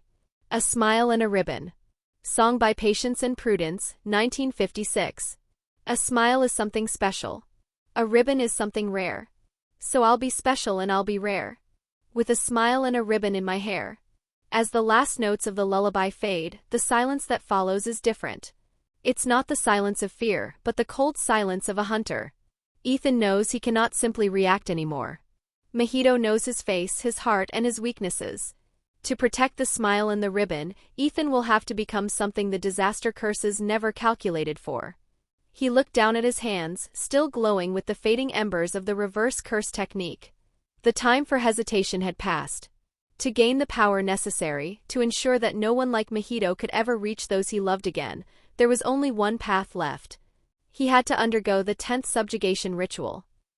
Chapter 20, The Rusted Wheel Turns. Tora had been distraught ever since Ethan first voiced his intention to subjugate the Divine General. To the ancient tiger, the plan wasn't just ambitious, it was a suicide pact. Images of the past flickered through Tora's mind like a reel of cursed film. He saw the flashes of a dreadful ritual from centuries ago, the sight of Master Orion making that same fatal error. Orion had been a titan of his time, yet even he had been dismantled by the general's relentless adaptation. Tora was prepared to lay down his life for his current master without a second thought, but that loyalty did not mean he would indulge Ethan's every reckless whim. Through his training in the mystical arts of Camartage, Tora had evolved. He had become the strongest iteration of his summons in centuries, a feline juggernaut of both jujitsu and sorcery. Yet, even with a library of new tricks up his sleeve, he couldn't fathom a victory against that thing. Warrior's intuition. That was what Master Orion had called the cold prickle at the base of the neck. It was a sense that had served Tora well through his long years in the golden era of jujitsu, and his more recent endeavors at IT was the sense he got during his own subjugation ritual against Ethan. Right now, that intuition wasn't just prickling, it was screaming. Tora had tried to dissuade Ethan directly, using every logical argument in his repertoire, but the young sorcerer remained unshakable. Tora would proudly admit, if only to himself, that Ethan had already surpassed Master Orion in one crucial aspect. His sheer cursed energy reserves were monstrous, defying the natural limits of a human vessel. However, power alone was not the solution. To subjugate the divine general, one had to achieve the impossible, a single absolute killing blow delivered before the creature could adapt. As far as Tora knew, Ethan simply didn't have that kind of one-shot lethality in his arsenal. Certainly, his current techniques were formidable. Rage's strike was devastating, especially when combined with Hollow Trace to erase its presence until the moment of impact. Similarly, the Graphite Blast was a silent executioner. When Ethan deployed Hollow Trace on himself, the attack wouldn't even register on a target's senses until they were already being unmade. Against any cursed spirit, unless they possessed a passive, always active defensive technique, these moves meant certain death. But the general was different. The weight of this decision had only intensified in the wake of the battle in the sunken city. 2 weeks had passed since the ambush by the 3 disaster-grade spirits and the law spirit, Lex Mortis. Immediately following that narrow survival and the tragic involvement of Miss Anler, Ethan had reported back to the sanctuary of Kamartaj to prepare. 2 weeks ago, Ethan stood in the center of the Kamartaj main hall. He lowered Miss Anler from a princess carry, laying her down with a gentleness that belied the violence of the battle he had just left. She would survive, but the process of saving her had been an ordeal of surgical precision. Outputting reverse curse technique (RCT) to heal others is a significantly more complex path than using it for personal regeneration. While personal healing is an instinctive reflex, directing that positive energy into a foreign biology requires an intricate understanding of the recipient's constitution. Over years of global travel, Ethan had treated RCT as a constant discipline. To an outsider, his actions, healing the wounded or purifying contaminated lakes, seemed like the work of a saint. In reality, it was a brutal training regimen. He had learned through thousands of trials that the margin for error was razor-thin. A single surge of misaligned energy could cause permanent paralysis or organ failure in a patient. Through this relentless cycle of trial and failure, Ethan had reached a pinnacle of mastery. He could now purge even high-grade, multi-layered poisons from another person's system. However, his power still had its boundaries. While he could excise external threats and mend physical trauma, he remained unable to cure internal, systemic diseases like cancer, alignments that originated from the body's own genetic code rather than an outside source. Sparking a portal into existence with the familiar rasp of golden sparks, the Ancient One stepped through the shimmering ring into the quiet halls of Kamartaj. Ethan had summoned her the moment he stabilized Miss Anler, and despite her grueling schedule, she had answered. Lately, her duties had pulled her across Eastern Asia, where she had been suppressing a localized epidemic of cursed spirit outbreaks. Between the surging negativity of the region and a few fledgling dimensional demons, fools young enough to believe Earth was a ripe fruit for the taking, she had been stretched thin. She moved toward the bed with the silent grace, looking over Miss Anler's pale complexion as the woman's breathing finally deepened into a natural rhythm. No words were exchanged at first, there was only a heavy, mutual silence. The Ancient One hovered a hand near Anler's torso, sensing the residual positive energy of Ethan's RCT. "She will be all right," the Sorcerer Supreme concluded, her voice calm but weighted. "Now tell me, what happened in the sunken city?" Ethan recounted the event with clinical detail. He spoke of the non-violent domain expansion, the abrupt confiscation of his innate technique, and the terrifying efficiency of the 3 disaster-grade spirits zeroing in for the kill. He confirmed the exorcism of Hanami and the law spirit, but his tone darkened when he admitted that Mojito and Jogo had slipped through his fingers. The Ancient One listened with a sharp, analytical focus. The detail that troubled her most was the emergence of 3 disaster-level spirits, each on the level of Delgur, perhaps even exceeding him, if Ethan's report was taken at face value. Yet something felt incorrect. Why had the patchwork-faced spirit, the one boasting the highest cursed energy reserves, remained purely on the defensive? A strategic error? Unlikely. She would need to investigate that further. Ethan took a deep, steadying breath, his eyes locking onto hers with resolve. "I am going to undergo the 10th subjugation ritual." The Ancient One's composure flickered. Her knowledge of the 10 Shadows technique was rooted in Agamotto's ancient scrolls and his records of Atlas Orion, yet much of it remained shrouded in mystery. She understood the mechanics of the ritual, an ordeal of combat and will awfully similar to the summoning pacts of the mystic arts, and she knew Ethan commanded 10 shadows linked to the 10 sacred treasures. But Ethan had always been elusive regarding the 10th. The fact that he hadn't attempted to subjugate it alongside Tora, the strongest tiger to ever grace the technique, spoke volumes of the being's lethality. She looked into the eyes of the boy she had watched grow since the winter of 2003, the year he had effortlessly annihilated a horde of Grade 1 spirits. Since then she had allowed him to hunt alone, trusting in his madness. She knew he would not be dissuaded. "What do you need?" she asked simply. Ethan paused, a wry, boyish smirk momentarily breaking through his battle-hardened mask. "Really? Not even a good job, huh?" he asked, clearly fishing for a modicum of praise after taking down 2 special grades. The Ancient One raised a sophisticated eyebrow. "Do you think I ask for a badge of honor every time I survive a difficult opponent?" There was a palpable distance between them, a coldness that had lingered since the incident on December 26th. She had been consumed by the burdens of the Sorcerer Supreme, and Ethan had built walls to protect his own heart. The distance was a calculated necessity. If Ethan became too attached to her, the future she envisioned might derail entirely. In fact, he was already talking about moving to Los Angeles to finish high school, a bid for a normalcy he could never truly possess. Ethan waved his hand with feigned nonchalance and laid out his requirements. He needed an isolated island, a place far removed from civilization and the prying eyes of the innocent. That was where he would face the Divine General. However, he was a realist. He knew that hiding from S.H.I.E.L.D.'s persistent satellites was a fool's errand at this point. Finally, he turned his gaze back to the sleeping woman. He requested that Miss Anler be informed about the sorcerer world and placed under permanent protection. Normally, he would have tasked Tora with a simple memory wipe, but that felt like another betrayal. He owed her the truth. Her life was in peril solely because of her connection to him, and he would no longer let her be a blind pawn in a game of monsters.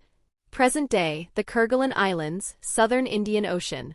Known colloquially as the Desolation Islands, the Kerguelen Archipelago stands as one of the most remote and isolated points on the face of the planet. Situated thousands of miles from the nearest reach of civilization, it is a land of eternal autumn and biting salt. The Ancient One had personally selected this location for Ethan. While the mirror dimension was a staple of her arsenal, Ethan had been adamant about a physical fallback. His logic was chillingly pragmatic. What if Maharaga adapted to the very concept of the mirror dimension itself? If the Divine General shattered the mirror dimension as Thanos would one day do with the Space Stone, Ethan did not want to be anywhere near a populated center. To be safe was better than to be sorry, though he still intended to layer the mirror dimension over the island during the fray as a secondary containment measure. The environment was a symphony of desolation. Brutal subantarctic winds howled through icy, jagged rock formations, while the gray, churning Atlantic hammered against the cliffs with rhythmic violence. This was the vibe of the island, a place where life struggled to take root, making it the perfect stage for a ritual of death and rebirth. From the depths of Ethan's shadow, the bipedal, tiger-like Shikigami, Tora, emerged. His fur bristled in the freezing gale and his eyes, glowing with wisdom, were heavy with dread. "During the Golden Era," Tora began, his voice a low, gravelly rumble, "only one sorcerer was ever deemed worthy enough to command me. And yet, in all those centuries of blood and mastery, not a single soul was worthy of commanding the Divine General. Master Orion was a titan of his age, yet he perished beneath that blade. Ethan, must you truly do this?" Tora's plea was the final echo of a 10,000-year-old warning. But Ethan was already moving. Unlike the other Shikigami that required the casting of intricate shadow puppets, the ritual for the Divine General demanded a more visceral commitment. Ethan stepped into the center of the rocky plateau, clenching his fist with such intensity that his knuckles turned white. He performed the specific ritualistic gesture, a sharp, heavy motion like knocking on a door or forcibly turning the unseen, rusted wheel of the Dharma. "Quit being so pessimistic, Tora," Ethan shouted over the roar of the wind. A manic, jagged smirk spread across his face, his eyes alight. "You are my shadow now. It's time you started acting like it." He took a breath, and the world seemed to hold its collective breath with him. The air grew still, the temperature plummeted. "Here goes nothing," Ethan whispered before his voice rose. "With this treasure I summon." Eight-handled sword, Divergent Sila, Divine General Maharaga. Chapter 21, Nah. I adapt. Ethan centered his mind, the noise of the world falling away. On, he thought. With that single mental command, his cursed energy trait, CET, shifted violently. The air began to hum and crackle as his aura took on a jagged, electrical quality similar to that of the legendary Kashimo Hajime. This was the switch, a specialized state developed through rigorous training with Tora. By utilizing a binding vow forged during the chaos of his 9/11 escapade, Ethan could now channel the electrical discharge of the Shikigami Nu, amplified to 10 times its natural capacity. Ethan rarely utilized this unique trait. Up until this moment, no opponent had truly pushed him to his limits. Even the disaster curses had proven individually disappointing. Furthermore, the volatility of this electrical energy made collateral damage inevitable. He still recalled the accidental destruction of that historic bridge in Pittsburgh, a stark reminder that if he ever truly let loose in this state, he would leave a scorched wasteland in his wake. The mirror dimension had already been deployed, shimmering around the battlefield like fractured glass. He hoped the warped laws of this reality would distract or slow the Divine General's adaptation, even if only by a few seconds. He kept Hollow Trace active, fully aware that Maharaga would eventually track him through his physical displacement once it adapted to the void of his energy. However, the taming ritual was governed by ironclad restrictions. To deviate from the laws of the trial would render the subjugation null and void. He could not use pre-charged momentum, such as the infinite acceleration of the piercing ox, and he had to remain within the designated trial grounds. While Ethan had chosen a strategic inclined ridge to grant himself the high ground, he knew it meant little against a 9-foot-tall winged deity crowned by the 8-handled wheel. "You have orders, Tora," Ethan commanded, his voice steady. "I'm going to stretch a bit first."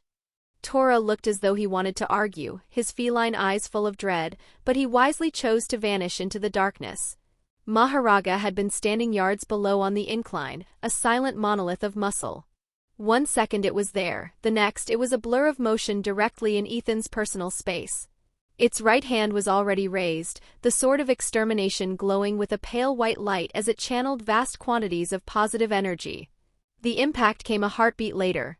As Ethan parried the edge, he truly understood why no cursed spirit could ever hope to conquer this being. The blade was the ultimate anti-curse weapon. Its positive energy was so volatile that it would have unmade a spirit's soul upon mere contact. Ethan flickered out of existence, reappearing behind the Shikigami to land a sharp jab against the side of its head. He was testing the waters, feeling out the weight behind the general's movements. Despite the very real prospect of his own death, a dark sense of exhilaration began to rise within him. If he was going to kick the bucket today, he would at least satiate his hunger for a true fight. Maharaga swung a brutal backhand, but Ethan moved with lightning in his veins, countering with a square kick to the general's chest. The blow was reinforced with raw cursed energy, the sheer force of the collision sending both combatants flying in opposite directions. Maharaga crashed through the treeline, visibly wounded, but then a sound echoed through the dimension. Click! The wheel turned. The bruising and structural damage on Maharaga's chest vanished instantly. Ethan landed horizontally against the trunk of a massive tree, his boots digging into the bark. In the distance, Maharaga charged, a force of nature obliterating every piece of flora in its path. Rather than faltering, Ethan's smirk grew wider. "That's it," he shouted, the sparks from his skin jumping to the surrounding leaves. "Show me more." Maharaga roared, bringing both massive fists down in a locked hammer strike aimed directly at Ethan's skull. With deceptive ease, Ethan didn't dodge. He simply raised a single hand, meeting the mountain-shattering force with a palm reinforced by crackling electrical cursed energy. The two became a violent blur of motion, tearing across the archipelago of the mirror dimension. Maharaga's strikes were relentless, each swing heavy enough to level a skyscraper, yet Ethan parried every blow with rhythmic precision. After a flurry of exchanges, the wheel atop the general's head groaned. Click! The wheel turned. Instantly, Maharaga's physical stature surged, its muscles bulging as its raw strength and size scaled upward to match Ethan's defensive output. "You can adapt to anything, right?" Ethan's voice was cold, his eyes glowing with the jagged light of his electrical trait. "Then adapt to these hands." Ethan lunged, shifting from a defensive stance to a total offensive. His cursed energy didn't just flare, it sparked with the high-pitched chirp of a black-red void. Black flash. The spatial distortion struck Maharaga like a meteor. Ethan didn't relent, pivoting on his heel to drive a roundhouse kick into the Shikigami's jaw. Another streak of black lightning tore through the air. Black flash. Maharaga tumbled back, black ichor and saliva spraying from its maw, but Ethan was already there, launching a brutal uppercut that connected with the general's chin. Black flash. 3 in a row, matching his personal record set during the winter of 2003 in Colombia. Ethan immediately activated Eclipse, a specialized binding vow designed for instantaneous, high-combat teleportation.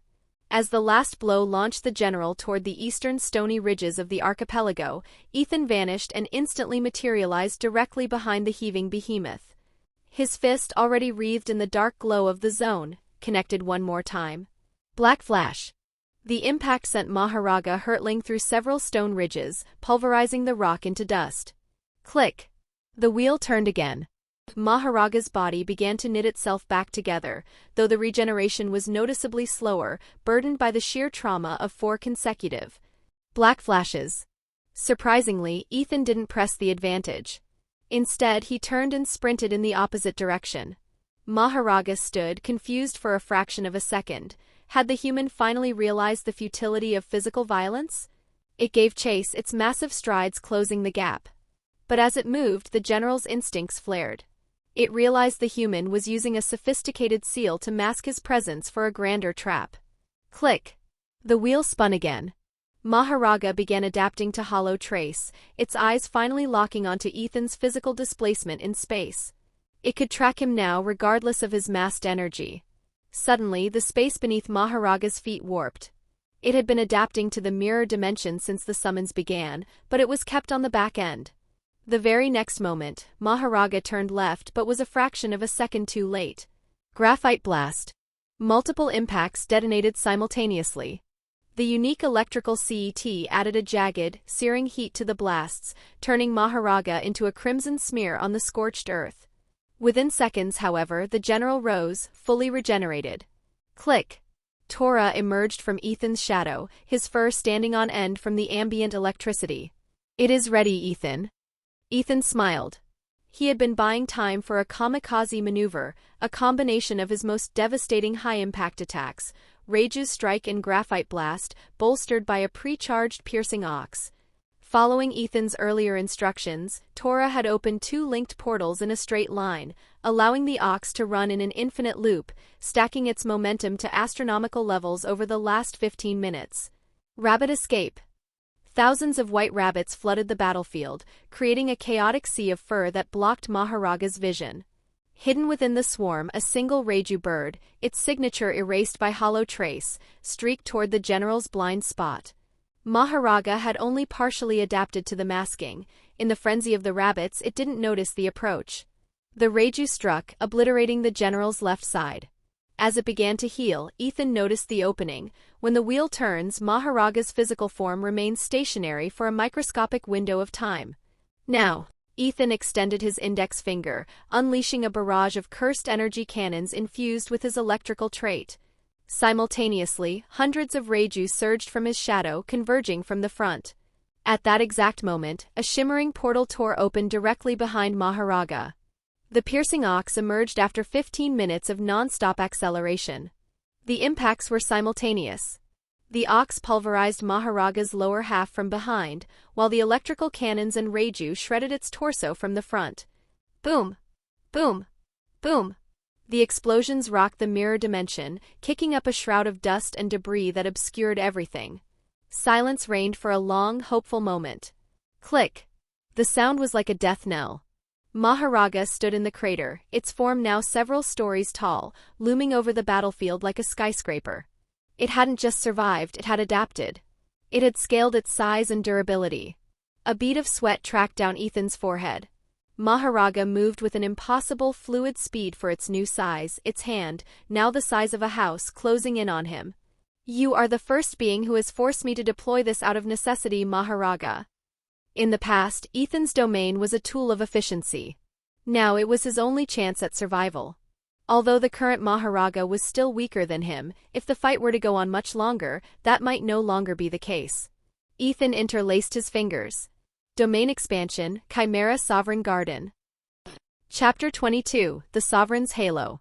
The rocky terrain of the Desolation Islands darkened as the ground liquefied, transforming into a boundless abyss of thick, viscous shadows that swallowed the light itself. This was the Chimera Sovereign Garden. From the roiling ink of the domain's floor, thousands of Reiju shrieked into existence. They moved as a cohesive, cacophonous wave at the speed of sound, detonating against Maharaga's massive frame. The divine general was reduced to a smear of ichor and splintered bone. Click! The wheel turned and the beast was made whole again. But the Sovereign Garden offered no respite. The barrage of Reiju was constant, a relentless tide of kinetic energy that forced the wheel to spin again and again. Gritting its teeth, Maharaga began to trudge through the liquid shadows, each step toward Ethan a testament to its terrifying willpower. Ethan's eyes flickered with a cold, predatory light. With a wave of his hand, he summoned hundreds of max elephants into the sky above. They plummeted like biological meteors, crashing one after another atop Maharaga, pinning the Titan down as they simultaneously unleashed torrents of water. Ethan seized the moment. He flooded the entire domain with his unique electrical cursed energy. In his switch state he was a living conductor, entirely immune to the lethal currents dancing through the floodwaters. A standard Nu, if summoned to the size of a cathedral, might produce 100 million volts. However, through the binding vow Ethan had forged, that output was amplified tenfold to 1 billion volts of raw, jagged power. He didn't let it dissipate. He compressed it, localizing the energy into a single blinding point of light. An arrow. At 1 billion volts, the air in the path of arrow isn't just heated, it is ionized into plasma. The core temperature would exceed 30,000 degrees Celsius, roughly 5 times hotter than the surface of the sun. Suddenly, the shadows behind Ethan surged as hundreds of Tora clones emerged. In a choreographed display of mystical prowess, the Tiger Shikigami began performing the bolts of Balthak. This invocation-type spell allowed them to call upon the essence of a being of pure energy, hurling bolts of destructive, arcane lightning to reinforce the arrow. Tora had helped Ethan create the switch, yet even he was staggered by the sheer magnitude of the output his master was now manifesting. Another legion of Tora clones manifested, their hands moving in sync with Ethan's as they utilized advanced hydrokinesis to shape a massive bow. They infused the structure with the fully powered new lightning, stabilized and reinforced by the arcane bolts. Under the weight of the elephants and the endless Reiju barrage, Maharaga's wheel turned once more. Its regeneration was nearly complete, until the shadow beneath it shifted. A building-sized Orochi partially manifested, its colossal maw snapping shut around the winged behemoth, immobilizing it in a crushing grip of scales and shadow. The bow was taut. The air hummed with a frequency that threatened to shatter teeth. Ethan took aim, his focus narrowing until nothing but the arrow and the target remained. He released. The arrow flew true. The moment of impact was a cataclysm. The sheer output of energy was so immense that the mirror dimension, a reality designed to withstand the impossible, shattered like glass. They were thrust back into the physical world, but the real world could barely contain the aftermath. A heartbeat later, a blinding pillar of white light consumed the island. The subantarctic flora and the surrounding seawater vanished, evaporated instantly into mist. The heavy gray clouds were blown apart, revealing a clear, silent sky. The biting salt wind was gone, replaced by the heavy ozone-thick scent of a permanent electrical current. In the center of the scorched crater, the heavy 8-handled wheel fell to the ground with a dull thud. It wobbled for a second, then dissolved into the darkness of Ethan's shadow.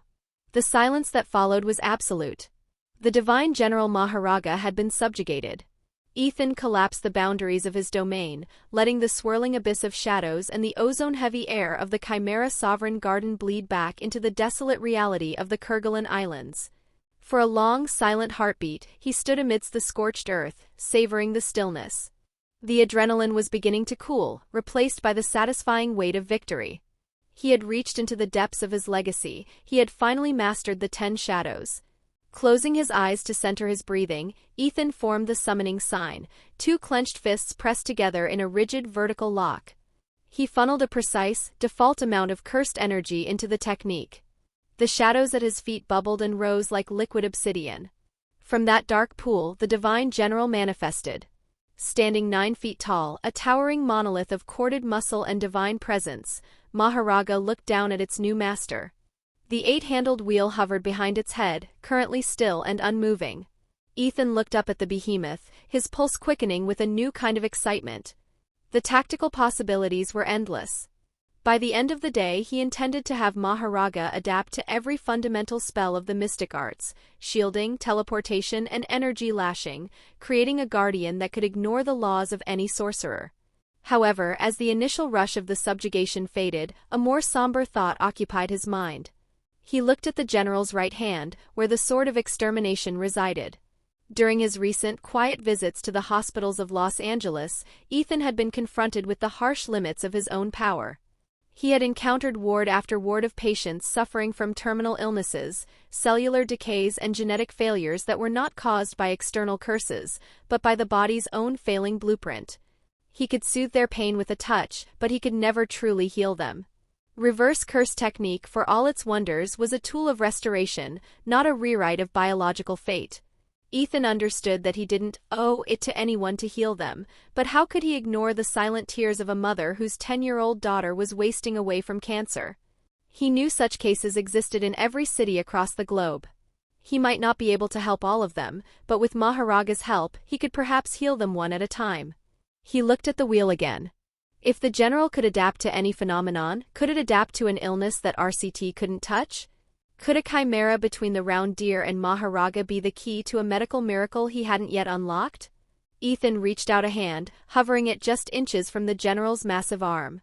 "We have work to do," he whispered. "And it's not just about killing." Just then, the sleek metallic casing of his Motorola Razr V3 buzzed against his palm. Ethan flipped the phone open to find a text from Wong. The message was characteristically blunt. "Special grade signature detected near Labuda Township. The Ancient One is currently occupied in southern Africa. Your ETA?" "I will be there in 5, Ethan replied. Ethan had personally requested that reconnaissance teams be deployed around that specific township. His request was fueled by his foreknowledge of the impending catastrophe, the devastating Cyclone Nargis, which he knew was destined to strike Myanmar in May. In this world, natural disasters of such magnitude were rarely just weather patterns. They were magnets for the concentrated fear and grief of millions, birthing cursed spirits of unimaginable power. Ever since the truth of Ethan's strength had rippled through the ranks of the masters of the mystic arts, his peers had come to rely on him. When the Sorcerer Supreme was away on high-stakes dimensional commissions, Ethan was the one they called for the impossible exorcisms. They trusted his resolve, though he harbored a quiet doubt. Would they still trust him if they knew he was planning to leave Kamartaj? The thought had been weighing on him for months. For 9 years, ever since he had first woken up in this world, he had lived in a constant state of combat, moving from one bloody exorcism to the next. He was tired. He wanted to enjoy a sliver of normalcy while he was still of high school age, before the world inevitably spiraled into the chaos of the coming decade. He had discussed his potential move to the West Coast with the Ancient One. She had been surprisingly receptive, even encouraging him to seek out a reputable college. He knew Mahito and Jogo were still out there, lurking in the shadows and sowing discord. But as he looked at the divine general he now commanded, he felt a cold surge of confidence. As long as it was a cursed spirit, Maharaga would not lose. With a thought, Ethan dismissed the physical form of the general. The giant dissolved, but the 8-handled wheel remained, manifesting as a partial summons that hovered silently just above Ethan's head. Like a halo of dark gold, it turned slowly, linking Ethan directly to the Shikigami's power without the need for elaborate hand signs. This partial manifestation allowed for a level of coordination that few 10 Shadows users in history had ever mastered.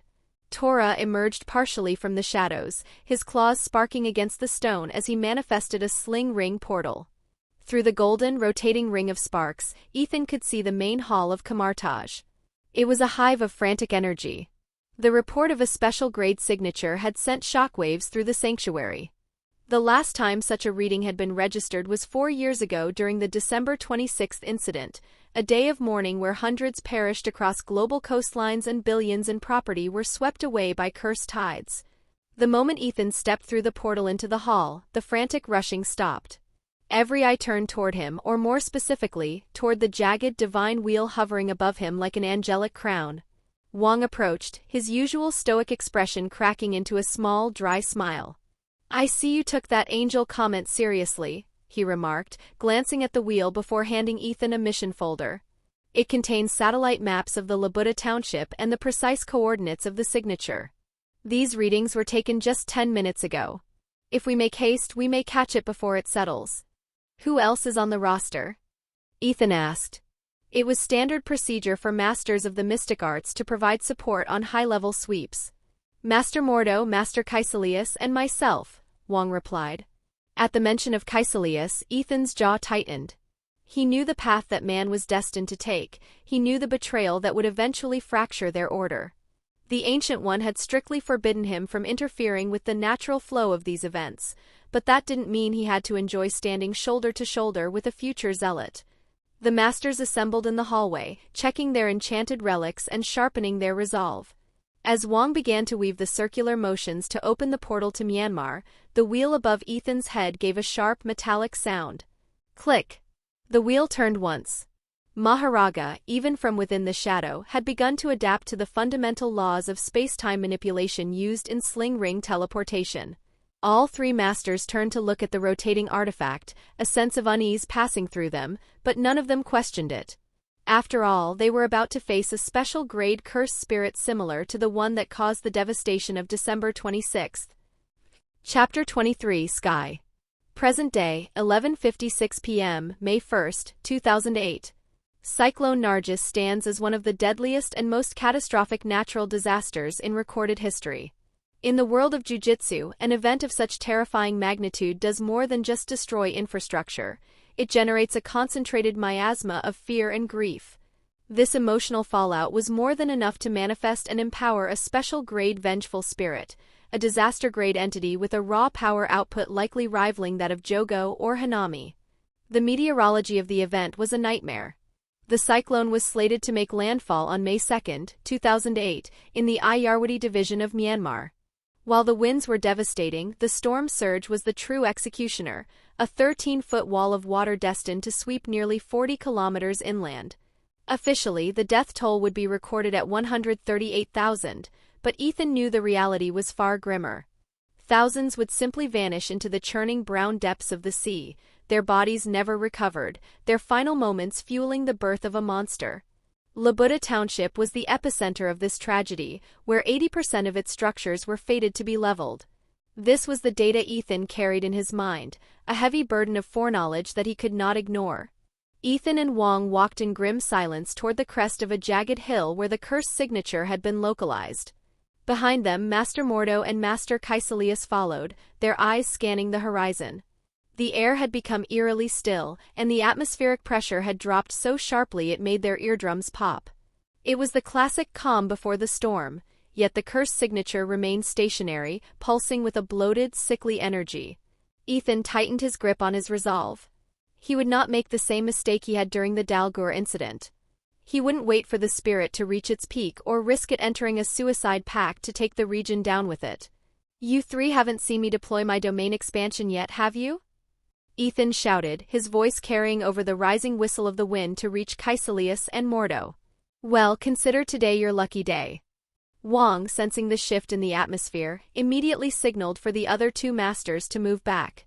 Mordo looked baffled.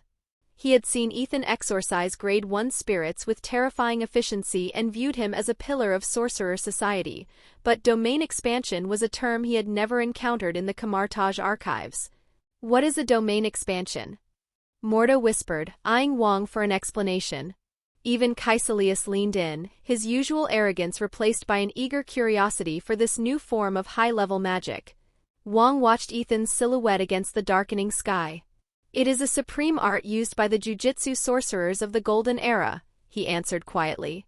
Agamotto himself called it the pinnacle of jiu-jitsu in his personal records. It is the realization of one's inner world brought into physical reality. Ethan slammed his hands together into the Sovereign's seal. Domain expansion, Chimera Sovereign Garden. Out of consideration for his fellow sorcerers, Ethan constrained the barrier's boundary to a mere 10-meter radius. He didn't need a massive field for a duel. He needed the domain's guaranteed hit and its infinite resource pool to mass-produce his newest creation.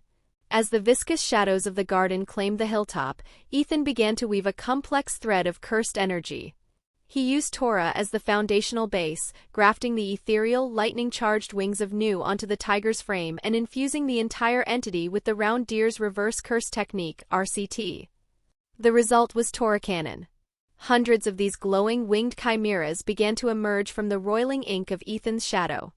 They took flight, their white and gold fur illuminated by the emerald light of the deer's healing energy. "Go," Ethan commanded. "Spread out across the coastline of Labuda. Your orders are simple: do whatever is necessary to keep as many people alive as possible." The cannons shrieked in acknowledgement, their new-derived wings sparking with stabilizing currents as they dove toward the delta. Because Nargis hit a delta region, the floodwaters were already beginning to churn with thick mud and debris, creating a biological hazard of massive proportions. Ethan lowered the domain barrier to 0.000001 meters, shrinking the shell to a microscopic layer around his skin. This allowed him to maintain his legion of Shikigami while remaining mobile for combat. If he needed to fully redeploy the domain, he could do so instantly without the need for regular chanting. While he maintained his partial summoning of other Shikigami 24/7, he could not yet sustain this specific, high-intensity state perpetually. Ethan knew the primary disaster was only the beginning. Nargis would be followed by a secondary wave of suffering, hunger, disease, and a lack of aid. This lingering despair was exactly what the cyclone spirit would feed upon to transcend its limits. By deploying a legion of healers and fighters before the storm even reached its peak, Ethan was creating a countermeasure in case the cyclone hit regardless. In the lore of curses, spirits like Hanami represented the fear of nature's wrath. But as Ethan looked up at the halo of Maharaga's wheel resting above his head, he knew that the wrath of the sky had finally met its match. The masters all felt it simultaneously, a sudden, suffocating surge of cursed energy that seemed to pull the oxygen right out of their lungs. It was the unmistakable, jagged signature of a special-grade cursed spirit. However, something felt fundamentally wrong. Cursed spirits of such high caliber were typically expected to be mountain-sized monstrosities or grotesque amalgamations of flesh and teeth. This entity defied those expectations entirely. Standing amidst the wreckage was a woman with a lithe, athletic build and lightly tanned skin. Her most striking feature was her long, vibrant pink hair which jutted defiantly upward, staying in place as if her body were permanently suspended upside down. Beneath thin, arched eyebrows her eyes were haunting, vast black sclera framing irises of a deep, piercing pink. While her human-like appearance was unusual, it was not unprecedented. Mahito, after all, often draped himself in a human guise to better mock the species he despised. Most disturbing was that she appeared to be naked, her modesty protected only by the distortion of her technique. Typhal. Mahito had whispered that name to her while she was still a mere cursed womb, nestled in the shadows of the veil. The wrath of the sky, he had called her. Her beloved, Mahito, was the sun around which her dark world orbited. The love she harbored for him was undeniably one-sided, a parasitic, obsessive devotion, but Typhal understood the hierarchy of their kind. To earn the affection of a being like Mahito, one had to be worthy. She had a singular, bloody mission in life, to slaughter every human within her reach, to harvest their terror, and to ascend until she was powerful enough to stand at his side as an equal. Drawing upon her innate curse technique, Typhal began to churn the atmosphere. Her goal was a catastrophe of historical proportions. She would manifest a Category 4 cyclone designed to strike the Irrawaddy Delta region on the 2nd of May. She calculated the carnage with a cold, geometric precision. With every soul extinguished, her own pool of cursed energy would swell. She would feed on the mass expiration of lives until she was strong enough to deserve his love. The landscape of the special grades was shifting. Lately, the weaker spirits, those who had loitered in the shadows for decades, were being hunted down and exorcised at an alarming rate. Typhal had once been ranked among the top 5 strongest special grades. However, word had reached her that Hanami had fallen. The top 5 had been reduced to a top 3. To reach Mahito, she knew she only had to surpass that arrogant volcano head Jogo. If her current gambit succeeded, the death toll would easily exceed 100,000. Humans loved to believe that cursed spirits were incapable of feeling love, but Typhal knew the truth. love is the most twisted, most enduring curse of all. Typhal's black Scara eyes scanned the horizon, tracking the rapid approach of three sorcerers. She tensed, ready to unleash the sky's fury, but her breath hitched as she spotted a fourth figure. It was a human boy, moving with a speed that defied his lack of presence.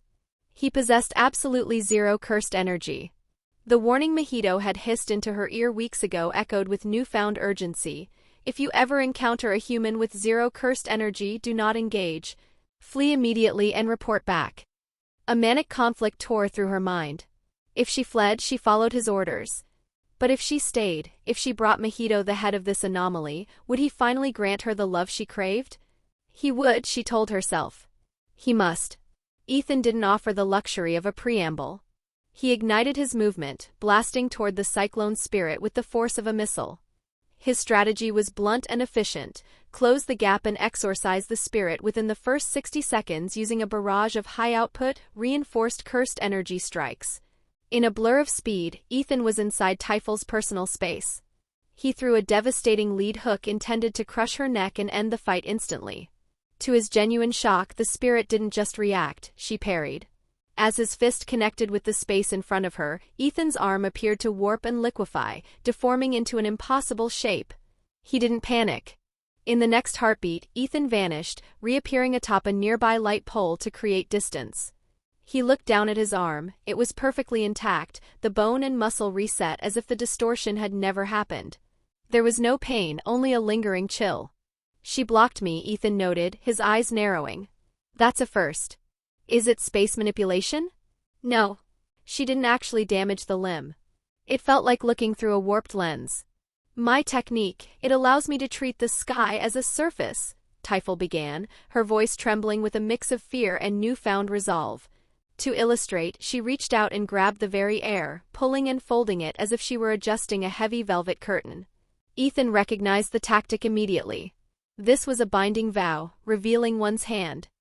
By explaining her mechanics, Typhal was sacrificing the element of surprise for a massive boost in cursed energy output. The realization struck Ethan like a lightning bolt. Her appearance and her ability to manipulate the thin air as a tangible cloth were hauntingly similar to Takako Yuro, the legendary sorcerer from the Heian era. The wheel turns. Click. The heavy metallic sound of the Dharma chakra rotating echoed in the air above Ethan's head. He felt the weight of adaptation settling into his mind. The information regarding the spatial distortion that had touched his hand moments ago was being processed and countered by Maharaga's power. Maharaga's wheel allowed Ethan to adapt to any and all phenomena. Once the process was complete, the technique used against him would become ineffective. Ethan could instinctively feel the progress. He only needed one more rotation to achieve total adaptation to sky manipulation. He had already partially adapted. Behind you, Ethan spoke with a smile as he activated Eclipse. He knew that the next time she tried to warp the space around him, she would find his body as immovable as a mountain of stone. Chapter 24, The Calm Before Harlem. Ethan flickered out of reality, reappearing behind Typhal in the span of a billionth of a second. Despite the boy possessing zero cursed energy, Typhal's instincts, honed by centuries of experience and her technique that gave a unique understanding of space, were keen enough to detect the displacement of air. She spun, her body coiling into a frantic defensive stance, which was exactly what Ethan had anticipated. He didn't need a complex strategy, he needed contact. He needed one more clash to force the Dharma chakra to complete its cycle. Lining up his shot with surgical precision, Ethan channeled a massive surge of cursed energy into his fist. The impact was thunderous. The blow connected squarely with the spirit's solar plexus, the sheer force propelling the wrath of the sky backward. She became a pink and black blur, splintering thick trees like toothpicks as she was hurled through the forest. On the sidelines, Mordo and Caecilius watched the exchange, their jaws practically unhinged. As some of the strongest masters of the mystic arts, they prided themselves on knowing the full extent of the Ethan Park anomaly. They had read the classified reports and witnessed his sparrings. They knew he could manifest 9 distinct, powerful creatures. They were aware that the bipedal tiger, Tora, could wield the mystic arts at a level that shamed veteran sorcerers. They even understood that Ethan's own physical prowess was unprecedented. Until now, that power had felt manageable, a scary thought perhaps, but one they believed could be countered. They had always harbored the quiet, arrogant assumption that if Ethan ever turned against humanity, a disciplined platoon of masters could eventually wear him down. That assumption had just been shattered. He wasn't supposed to have more than 9 summons. Yet minutes ago Ethan had manifested well over 100 creatures, the Tora Cannon chimeras, violating every known record of the 10 Shadows technique. While Mordo and Caecilius struggled to maintain the structural integrity of the mirror dimension, which they had deployed the moment the special grade was sighted, Wong remained anchored in the real world. The situation was dire. They had arrived in the middle of a grand-scale ritual. Even though the masters had successfully pulled the spirit herself into the mirror dimension, they were powerless against the meteorology she had set in motion. The mirror dimension is a parallel layer of reality that reflects the physical world, but it is fundamentally incapable of acting as a trash bin for the Earth's atmosphere. A cyclone is not a singular, movable object, it is a gargantuan system of pressure differentials, heat exchanges, and moisture spanning hundreds of miles. To truly transfer the storm, they would need to sever its metaphysical connection to the Earth's rotation, the warming ocean temperatures, and the global jet stream, a task that defied even their most advanced spells. The cyclone was anchored to the physical world by Typhoon's very existence. Even from within the mirror dimension, her curse technique acted as a bridge, a tethered umbilical cord pulling atmospheric pressure toward a catastrophic Category 4 event. The storm was still intensifying in the real world, feeding off the bridge she had built. Wong looked at the swirling vortex above. If this ritual continued for even 5 more minutes, the resulting landfall would be an extinction-level event for the people of Labuda. Tens of thousands would be swept away before the first cannon could even reach them. Wong's silhouette flickered as he reappeared within the fractured reality of the mirror dimension. His voice boomed, cutting through the hum of energy with desperate urgency. "Ethan, we have barely 5 minutes before this Category 3 cyclone escalates into a Category 4. Either end this fight now or step aside and let us take over. We're going to need your help to dispel the vortex before it reaches the coast." Ethan turned his head toward Wong, his expression unbothered. 5 minutes, he thought, a ghost of a smirk playing on his lips. That shouldn't be hard at all. With a sharp, rhythmic click of his fingers, the shadows beneath him swirled. Maharaga's wheel had already turned. The Shikigami had adapted to the defensive maneuvers of sky manipulation. As Ethan summoned the 8-handled sword Divergent Sela Divine General Maharaga, the behemoth appeared to be wearing a predatory, toothy grin. "End it," Ethan whispered. In a blink, the Divine General's massive form flickered out of existence. Typhal was still reeling from the previous impact, her cursed energy flickering. I should have heeded his warning, she thought bitterly, recalling Mahito's cautious words. Her eyes widened as she saw the bipedal Shikigami lunging toward her with a velocity that defied its titanic scale. Desperate to survive, she reached out and grasped the fabric of the atmosphere, pulling the sky itself to perform her ultimate offensive move, Thin Icebreaker. Instead of striking her target directly, Typhal struck the surface of the sky, intending to shatter the air like a sheet of thin ice.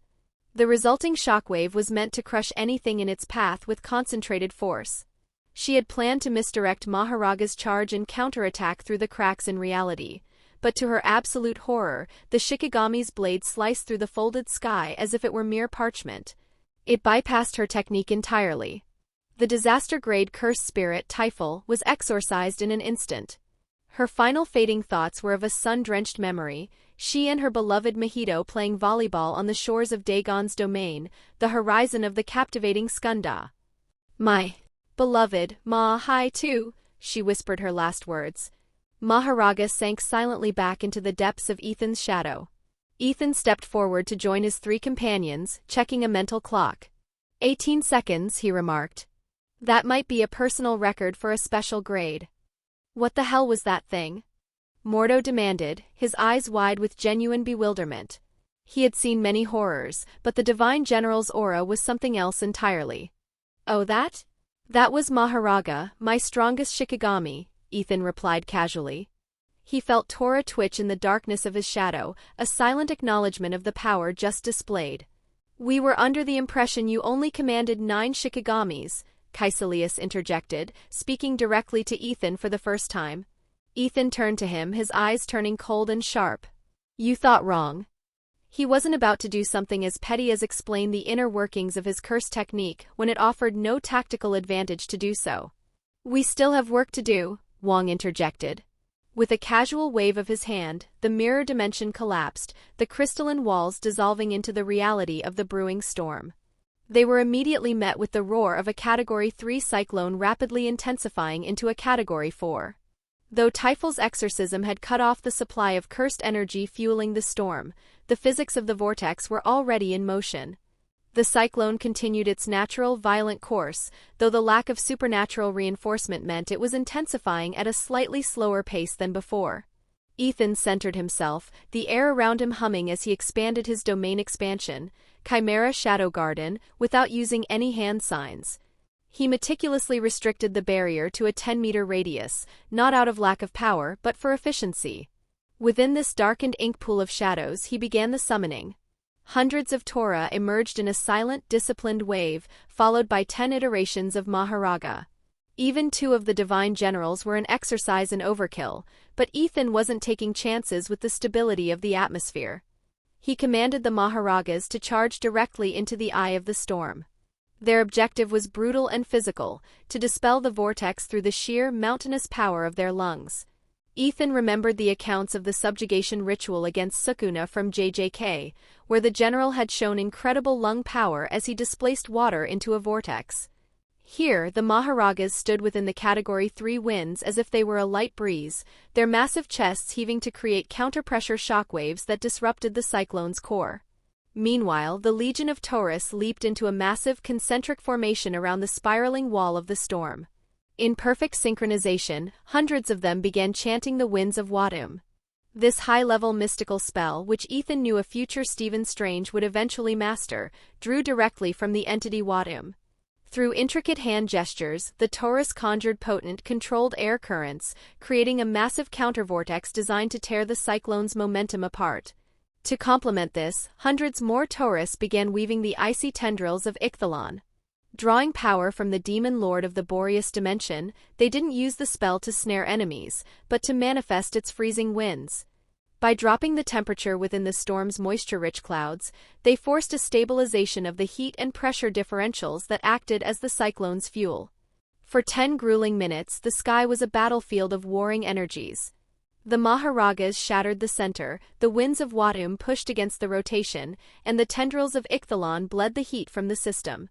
Finally, the violent rotation shuddered and collapsed, leaving the group standing under a startlingly clear, silent sky. Through his mental link, Ethan sensed his cannon units stationed across the coastline of Labuda. The inevitable tsunami had struck, but the damage was largely structural. His healers were already on the move, utilizing a sophisticated blend of reverse curse technique, RCT output via round deer and the flames of the Faltine. This combination allowed for the rapid regeneration of tissue, bones, and the cauterization of wounds by creating an area of healing. There were no reported casualties. Ethan felt a rare sense of contentment. 4 years ago, during the December 26th incident, a moment of hesitation with the Ancient One had allowed a cursed spirit to complete a suicide pact, claiming hundreds of lives. Though he had saved thousands that day with his chimera Reiko, the fusion of round deer and new, the guilt of those lost had lingered. Today, the ledger felt a little more balanced. Beside him, the 3 masters were flagging. As Ethan cancelled his summons and reduced the domain back to a microscopic level, leaving only the cannons at the coast, Mordo collapsed onto the sand. His face was pale. Maintaining a spell as taxing as the winds of Wadum for 10 minutes was a feat that would break a normal sorcerer. Caecilius stood nearby, staring at Ethan with a look that flickered between begrudging acknowledgement and genuine fear. Ethan's Motorola buzzed in his pocket, protected by a specialized seal. The message was from the sorcerer stationed in the New York sanctum. Ethan had given $100 with a simple instruction: report if anything unusual happens in Harlem. Like monsters fighting. The text was riddled with typos, written in a frantic blur, but the message was clear: Abomination had appeared in Harlem. "I'm heading back now," Ethan said, his voice flat. "You guys can handle the cleanup from here, right?" Wong gave a subtle, weary nod. He had become used to Ethan's sudden departures. Wong was the closest thing to a friend Ethan had. As Tora tore open a shimmering portal to the New York skyline, Ethan stepped through. The smell of salt and sea was instantly replaced by the scent of burning asphalt and diesel. Below him, the Abomination, a grotesque, bony mass of muscle, was towering over a surprisingly unaware child no older than 10 years old. "No rest for the wicked," Ethan murmured, his eyes narrowing as he plummeted toward the street. He was starting to think he really deserved that vacation in Los Angeles. Chapter 25, Sorcery and Science. Ethan descended toward the Abomination with the velocity of a falling star. The Abomination was mere seconds from crushing the small child with his arms, when Ethan intervened. In a blurred instant, Ethan slammed into the creature's back, driving the monster into the asphalt with enough force that the concrete road shattered like glass. Thick, viscous green blood began to seep from the jagged wounds where Ethan had made impact, staining the gray debris. Ignoring the groaning monster beneath him, Ethan turned his attention to the child. The boy stood frozen, seemingly oblivious to the sheer magnitude of the danger he had just escaped. "Sorry, did I scare you?" Ethan asked, his voice dropping to a gentle murmur. He approached with a serene, grounding smile, though the boy remained motionless, staring back with wide, uncomprehending eyes. Ethan crouched down to the child's level and spoke. "Are you hurt? Were you with anyone? Your mom or dad, maybe?" The boy finally reacted, his small hand trembling as he pointed toward the periphery of the carnage. Ethan followed the gesture and felt his heart turn to lead. On the side of the road lay the mangled remains of a woman. There was no doubt she was gone. Ethan immediately stepped forward, extending his hands to shield the boy's vision. No child should ever have to witness such a scene. Ethan's mind flashed with the meta-knowledge he possessed regarding Abomination. He knew the history of Emil Blonsky, a decorated Special Ops commander of the British Royal Marines, once loaned to Sockham. In a desperate hunt for the Hulk, Blonsky had been recruited by General Thaddeus Ross and injected with a volatile variant of the super soldier serum. Driven by an insatiable hunger for power, he had later forced a transfusion of Bruce Banner's gamma-irradiated blood, birthing the monstrosity known as the Abomination. In another timeline, another story, Blonsky would eventually find a path to a comedic, legally mediated redemption. He would appear in the She-Hulk series and the Fighting Pits of Shang-Chi, eventually becoming a meditative self-help guru leading Abamast retreats. But as Ethan looked at the mangled bodies and the weeping child, the idea of a redemption arc felt like a sick joke. Could a monster that caused this much senseless carnage truly be forgiven? And this woman was only his latest victim. Ethan looked towards the road where the Abomination had arrived from. There was carnage everywhere. "Nah. No redemption arc for you," Ethan whispered to the wind. From the depths of Ethan's shadow, a single Reiju bird manifested, its form crackling with the volatile electrical energy of his Shikigami Nu. With a shrill cry, the construct launched itself toward the recovering Abomination. The impact was absolute. The creature was instantly reduced to a spray of gore and bone. The resulting electromagnetic shockwave was so intense it fried every mobile device within a 3-block radius and snuffed out the raging fires in the street as if depriving them of oxygen. "You were very brave," Ethan said, still looking at the boy. He hadn't turned to launch the Reiju's strike, confronting him like that. It took real guts. As the adrenaline began to fade, the reality of his loss finally broke through the boy's shock. Tears began to flow freely down his dusty cheeks. Ethan gently picked the child up, carrying him through the ruins until he spotted a police officer coordinating the emergency response. After delivering the boy into the officer's care, Ethan paused. From the far side of the intersection, a familiar guttural roar echoed through the smoke. The night was far from over. The Hulk had arrived. Even over the settling dust of the battlefield, the heavy thrum of military helicopters began to throb against the night sky. Not wanting to be caught in the middle of a tactical perimeter, Ethan allowed himself to sink into his own shadow, merging with the darkness before emerging silently atop a nearby tenement building. From this vantage point, he had a clear, unobstructed view of the crater where the Abomination had met its end. The Hulk roared into the clearing seconds later, his massive form skidding to a halt. The Jade Giant looked down at the remains of Blonsky, or what was left of them. The upper torso had been entirely vaporized by the Reiju strike, leaving only the lower extremities. With a grunt of primal frustration, the Hulk kicked the severed remains across the street, the action reminiscent of a petulant child throwing a tantrum. After being robbed of a fight, Ethan watched the beast, a tactical question forming in his mind. He wondered if the Hulk's gamma-enhanced physiology allowed him to perceive cursed energy or shikigami. Could he see them the same way Toji Fushiguro or a fully realized Maki Zenin could, through heightened heaven-restricted physical senses? Ethan knew the risks of engaging such a volatile force in a populated urban center. However, he was confident that if things turned sour, he could immobilize the Hulk instantly. He considered using a technique similar to the Ancient One's astral projection strike in Endgame, utilizing Tora's assistance to facilitate an astral projection that would separate the consciousness of Dr. Bruce Banner from the Hulk. To test his theory, Ethan deactivated Hollow Trace and allowed his cursed energy to flare, releasing exactly 1/10 of his total reserve. The effect was immediate. The Hulk's head snapped toward Ethan's position, his nostrils flaring as he sensed the sudden, massive presence of foreign energy. Almost simultaneously, the spotlights from the overhead military choppers swiveled, following the Hulk's gaze and pinning Ethan in a blinding cone of white light. Ethan was currently wearing a red hoodie, so his face remained obstructed. The confirmation was clear: the Hulk could indeed perceive the supernatural. This was a pivotal moment. Ethan had a message for Dr. Bruce Banner. He wanted his help in creating cursed tools, nothing fancy like the inverted spear of heaven, but simple cursed glasses. This was something he had not been able to do, and the chances of the scientist believing him were much higher now. If Ethan's meta-knowledge held true, Banner had once described the experience of being the Hulk as being trapped in the passenger seat of a car. He was a witness to the rage, retaining fragments of memory from the monster's encounters. Ethan stood tall against the blinding glare of the military searchlights, his gaze locked firmly onto the Hulk.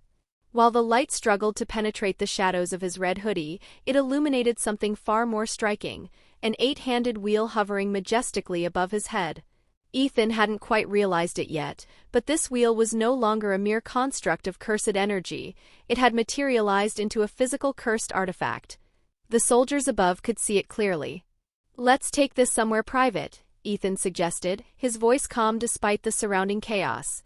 Behind him, Tora partially manifested.